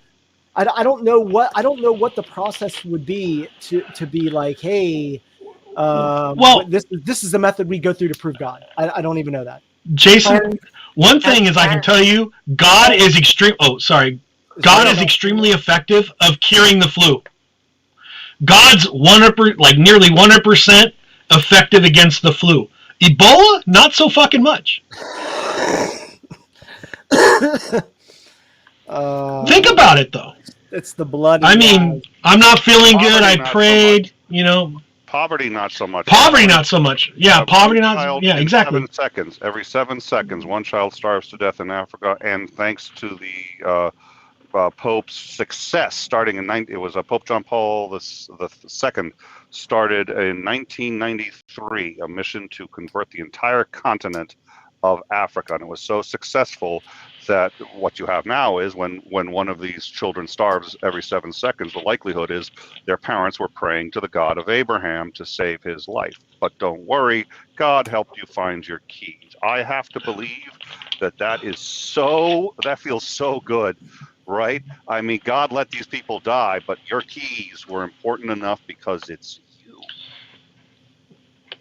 You know, and I will say I don't really. That is Okay. well, that is, and I'm about to get Randolph Richardson in. He's probably going to be our final person in for the night, unless you're a theist. Theist, we give you priority on the old Skeptic Rooney. But that is the one prayer that I had that actually came true, which is so lame to be that much of a basic bitch. But I lost my keys, and then I found them. It is the only time I ever remember having a prayer to a deity. And it's like, but then I always like to remind myself, of course, that someone, was having a heart attack or having something terrible, but it's okay. Doesn't matter. Cancer, colon problems. I found my keys. And I like to think that's what's important. That's the get out of free jail card with all morality, which is there's a better light. We are eternal. Our souls live forever. Ergo, any suffering we have here is temporary, and God will make up for it. So when a child starves to death, it's perfectly fine because they're going to go, so now you've got this get out of jail free. Everything is off the table. Yeah, it's really wow. And that is the most insipid and evil concept for a society, to displace the social collective burden we all share for kids starving to death, rather than accept it and say we as society need to fucking fix it within our lifetime. We go, well, we don't really have to fix it because God's covering it on the other end. It is one of the most debased concept we actually think about it. It makes us, the pathology of it societally is really remarkable. I again, I don't want to make this all about abortion debates, but in ancient cultures, because that's who I study, people starved to death so they exposed their children. They made a conscious effort to feed what they had and expose what they couldn't feed. In many cases, not always. Sometimes it was preferential selection of boys over girls, whatever. We can talk about all the other caveats. But we live in a society where now, rather than fixing that, we bring those children into existence, and societally, I'm not pointing the finger at anybody in particular, we collectively choose to allow certain religious groups to just get an out because their theological framework says, well, when kids die from starvation, it's okay because they go to a better place. It's such a cop-out, and it allows us to have the world that we have with the WIFM, what's in it for me mentality, winning, because their theological construct justifies it. Yes, justify the means. And before, I just want to say, sending love to Iron, definitely loves the panel tonight, and we are actually going to add in some more awesomeness to the conversation. Randolph, we only got a little bit more left, but we are saying and sending love to the godfather of atheism. Canada. We are asking ourselves, is knowledge possible without the Christian God? I get the feeling I know your answer as the head of Canadian atheists, but I still want to know. As the Pharisees once asked Jesus, does anything good come out of Canada? Or was that Samaria? Nazareth? Whatever. That might have been South Park. Uh-huh. But I don't know. They're into blaming Canada more than anything. Blame Canada. But what do you think, Randolph? Is knowledge possible without the Christian God? Yeah, I think so, because before Christianity, there were goddesses and gods that had nothing to do with Christianity. Given that criteria specified, I don't see how it could not be the case.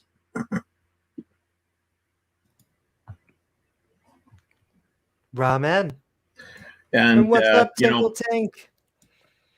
The comments being made earlier about finding missing keys reminds me of people saying they prayed to God and their sports team won. I'm thinking, wow, that's you've got people on both sides of that at the big football games that they have in the U.S. and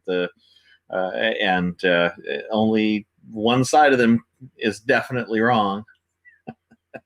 That's like when I think it was Tim Tebow would always, sit there and thank God and say God was how he, got the touchdown and all this other stuff. And I was just like, oh, for fuck's sake. But again, and what people would say is, well, he's being humble. No, he is not being humble, because what he is saying is he is so important to God that God gave him this. I took it away from everybody else, because it's a zero-sum game. One person wins, one person loses. Indeed. So if he succeeded, nobody else did, and God chose him. But he's humble. Yeah. I'm reminded well, Nick, if God does pick winners or losers in sporting contests, I just want to remind Christians that the gladiatorial games in Rome that they weren't so fond of, there were a lot of winners, and they tended not to be Christians. They attempted to have pause and sorry, Maine. What you said earlier, Nick, reminds me of a Dire Straits song, Industrial Disease, and there's a line in it where they're saying, two men claim to be Jesus, one of them must be wrong. Hey guys, I gotta jump off. I got an early morning, so I'm sorry, but I'm gonna split out of here. But I couldn't resist. What, come in, you pontificate and run? Typical environmental scientist, dude. Typical. I'm a climatologist. I've got more important shit to do, like save the world. Hey man. Oh sure, buy cigarettes and leave. No, spew out a bunch of shit and then get the hell out of here. I get some compliments on my jawline and then I roll. So that's how I go. That's how I work. Well, that's why the only reason to get a beard is because everybody assumes you've got better places to be, and you can just sit there and say, I have to think in other places. I got so much compliments with my beard, man. I should have done a long time ago. So. Jason, it's always great to see you and your fantastic jawline. Oh, Randolph. I love Randolph. So, all right. I'll see you guys later. It was fun having you on, Jason. Woohoo! And you should go check out our last episode where we took a look at the scientific claims of the Mormon Church, which are less scientific than we exactly thought they were. Probably exactly thought. That'll be some well-funded science. They have a lot of money. Yes, not as much as Scientology, who loves the bait and switch of just putting, or the Catholic Church. Like, doesn't the Church but not Elon Musk. Not Elon Musk. But everyone else. Doesn't the Church of Mormon have something like $800 billion or something? Oh, it does. It wouldn't surprise me. They're all corporations and they're all rich and printing money without. Yeah, well, they require tithing, which is where that I'm aware of the only Abrahamic religion that I mean, there's some sects, but that I'm aware of, they're the only Abrahamic religion that actually says you must tithe 10%, and it's of everything for your entire life. So that helps them, I think, generate funds. They've been inheriting a lot. You do know that most Abrahamic systems request 10%, right? They request the enforcement mechanism. It's the Yeah, Right. they do it by shaming. I mean, because they pass the plate, but with the Mormons, there's actually it's an actual required thing. I have Mormons in my family, and it's like they have to go through a process of checking the financials to make sure that they're doing it right once a year. Yeah. Right, but what I'm saying is, the Catholics go, please give 10%. They're still asking for 10%. The Mormons just send their version of the IRS to your house to make sure they're getting paid. Yeah. I mean, the enforcement mechanism is different, but in Catholicism, I mean, I can talk about Greek Orthodoxy. The goal is 10%.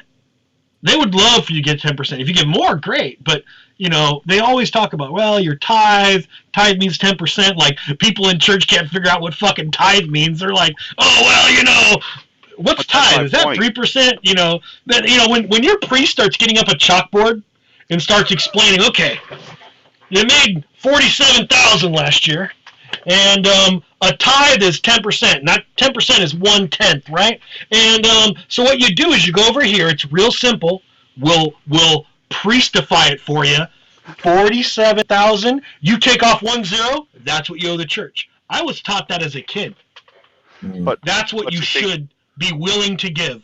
But because they don't enforce that, because they don't actually sit and make sure you do it, I have to believe, I haven't done the math, but I have to believe Mormons per person, the religion rakes in a good deal more money because they're fucking serious about it. They don't play. I guarantee they do. I mean, Catholics learned a long time ago that the doors will stay open whether or not they give 10%. They're like, wait a minute, 10% I can skip in with, and you know what it was is and it had to be like the skeptical Catholic. You just had to go to church because his mom made him. He's sitting there going, I gave 8% last month and no divine wrath. And he shared that information with his friends. And they got it down to where, like, I drop a couple $100 a year just so I can avoid the scowls in church. And that's how they do it. You know, I think it's really funny that, like, they used to give out, sometimes people would get these little envelopes, right? So they could keep track of your tithing. And this is in the, you know, again, I'm going with the church that I know, because some people give a lot of money. And I'm like, I asked my dad once, I go, Dad, why don't you just drop the envelope in empty? No one would know. Fuck it.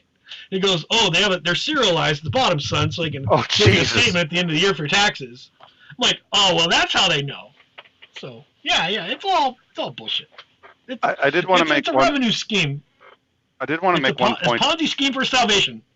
I did want to make one point just because I think it's worth bringing up, which is we take a look at all of these arguments and these really nuanced, complicated arguments that they make. And they didn't used to have to make these arguments.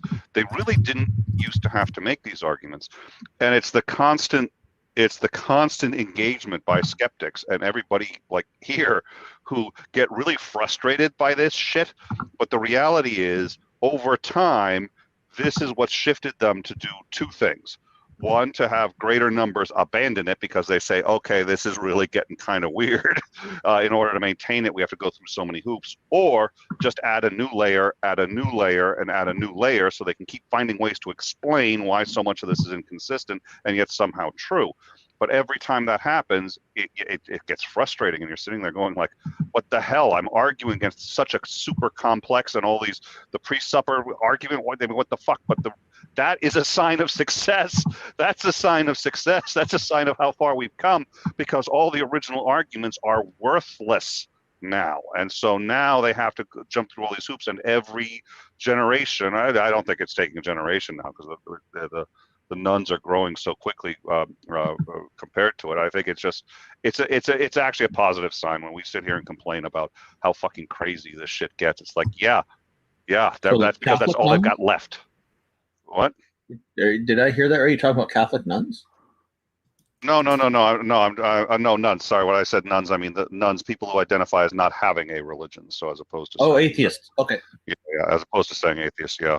I'm sorry, but I forgot. I screwed up. I'm a priest-upper now. So, Randolph, you've already lost the argument just by coming. Well, no, I was making out with Darth Dawkins. Apparently, Amy, did you forget that little nugget? Well, yeah. So, Randolph, just by showing up on this stream today, you have proved God's existence, and you're welcome. Oh, how did I do that? I'm not understanding. Maybe it's because I'm blonde. Did you just ask how you did that, Randolph? How could you ask the question if there wasn't something that empowered you to ask that question? I empower myself. What is the yourself? I'm not even gonna. I was like, we're gonna derail the entire thing. Oh, you're getting all Krishnamati on me now. I'm getting pre-supper. I was apparently. Jason was trolling me as I was coming in. He goes, "Did you hear that Nick's been converted? He's a pre-supper." I was like, "Oh, that's it. Let's do this." Oh, you'll just have to team up with Darth Dawkins then, won't you? Yeah. That's right. They're gonna have to team up with another interlocutor for a threesome. Anyway, We're gonna make 2 comments, and then we are actually moving hold on. into Yeah, no, I do need outros. to go. Yeah. I will say, number 1, Iron. I just want you to know that I actually accept top dollar to help make sins, but that I will say it's a good business model they have going on. And then my last thing is I agree with you, Nick. I think these are reactions. A lot of them are dealing with the fact that they are coming in contact with skeptics. They're coming in contact with believers of other religions, and they are trying to have to present themselves in a way that doesn't make them look like the butt of a joke when you go on the internet. You know, how can we wrap this guy coming back from the dead for insert whatever generation is now? And it's getting tougher and tougher and tougher for them to do so. And so the gymnastics get, let's just say, more extravagant. Yeah, and they're doing things like trying to move in on atheism territory and kind of define who atheists are and things like well, that. that's and that's They're my other thing. They're getting more and more aggressive about it. So that's kind of stuff I push back on, and they're trying to tell us we should use different terminology and philosophical definitions, and on it goes. And it's just they're the gaps that they fit their deities into seem to be getting smaller as science advances. Well, that fight between definitions, I hate the definition battle. Like, I listen to, you're not an agnostic, you're an atheist. You're not an atheist, you're an agnostic. I've heard people like Darth and the Precepts. Doesn't matter which one you pick. They want you to be the other option so they could say the other thing. It's like, I'm an agnostic atheist. Why are we arguing over this? Pick the label you want and go. And so they do this because their own arguments are weak and they're trying to put us on the defensive. That's all you have to remember. That's what it's all about. Is they're resorting to tactics because they don't have support for their arguments that they need. So. And that's a fantastic. You can be my transition, Randolph, because you're going to be the one who starts us off as we enter our outros on Is Knowledge Possible Without the Christian God?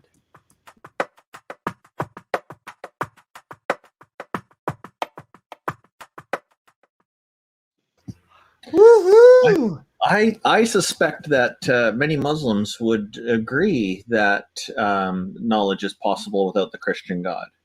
And many Buddhists would probably agree as well. And Buddhism, I think, is older than Christianity. Islam certainly isn't. But there we've got both sides of the time frame there on that one.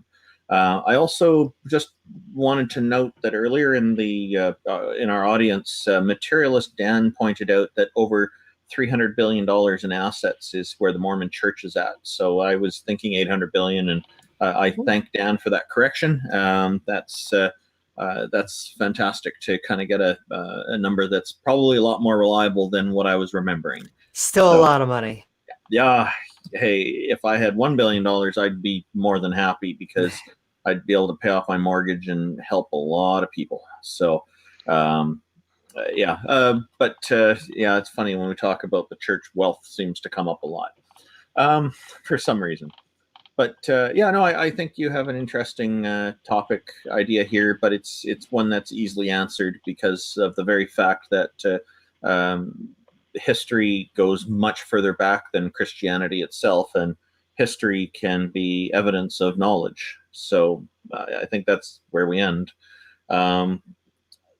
I guess I'll just mention quickly, if people want to find out more about the organization I'm involved in, Canadian Atheists, where we advocate for atheism in Canada and around the world. The website, thank you, Amy, posting it at the bottom of the screen here, www.canadianatheists.ca. If you click on the contact page on that website, there's a link to our Discord as well, which was recently revamped and improved. I put quite a bit of work into it, and we're starting to see uptake in membership. So thank you to everybody who's joining in and sharing the Discord link with others. You can also find me on YouTube at www.youtube.com/Randolph Richardson. And remember, Randolph ends with an F, not a PH, no matter what autocorrect tells you.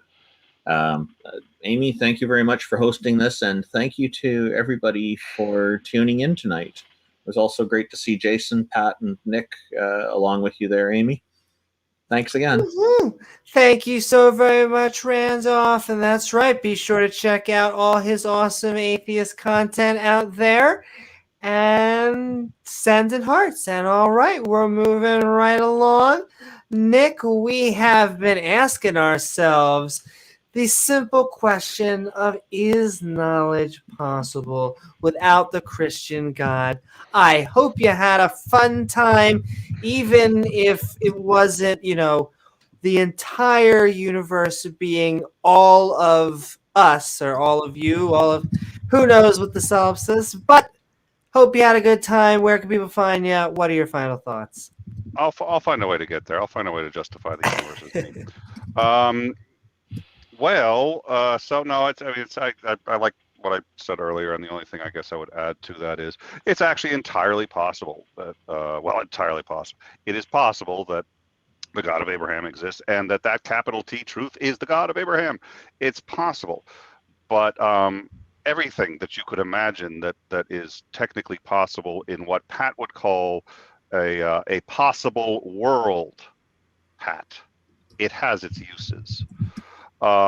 Just because there's an infinite number of possibilities, anything that you could think of that's logically possible, the reality is they can't all be true, and it's really silly to just declare one by fiat and decide that you're done with it. And that's actually really exactly what for the most part, every religion is doing, and they all believe they have reasons, but it's actually not that hard to find out if the reasons are valid or not.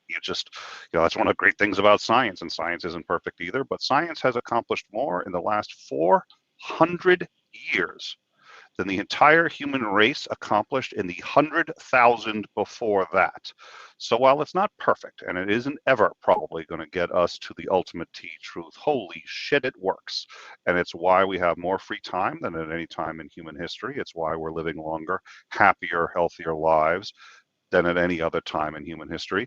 And so I think it's a little hard to argue with that kind of success. And it's not that science says God isn't real, but if you're going to tell me that God is, and God is the source of all things, you're going to need to be able to demonstrate that. And the only way that I know of is through the scientific method or anything along those lines.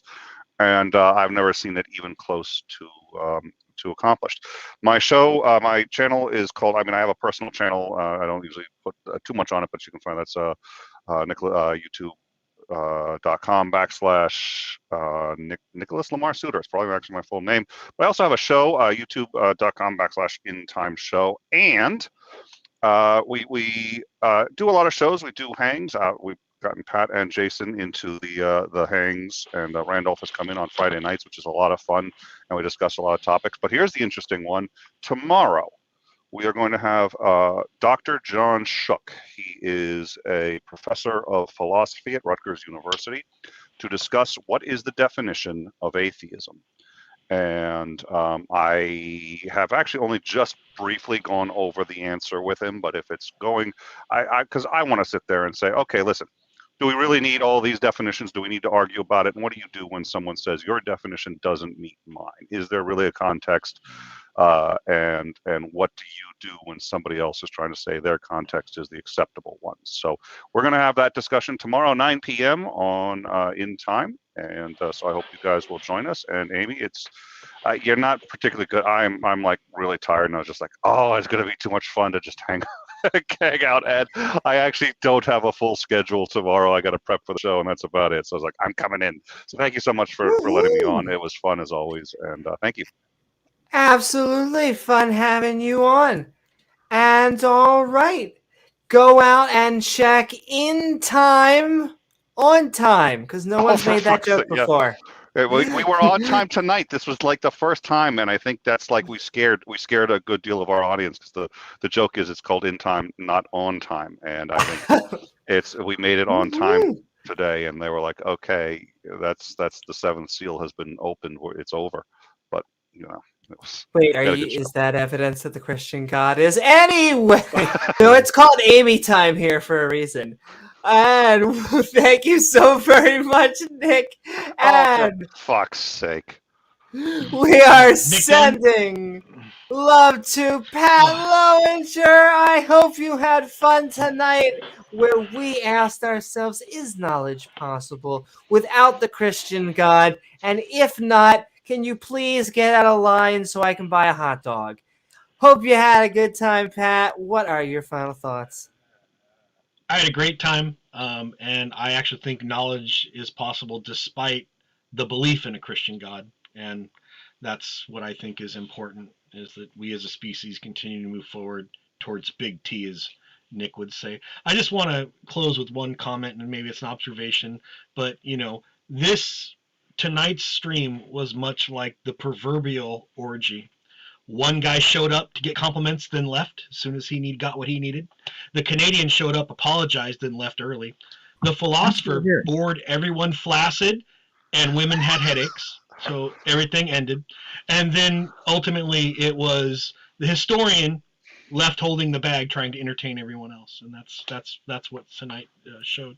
So I'm still here. Thank you for having me, and we're having fun. And you don't have to apologize, Randolph. We're all good. I didn't leave.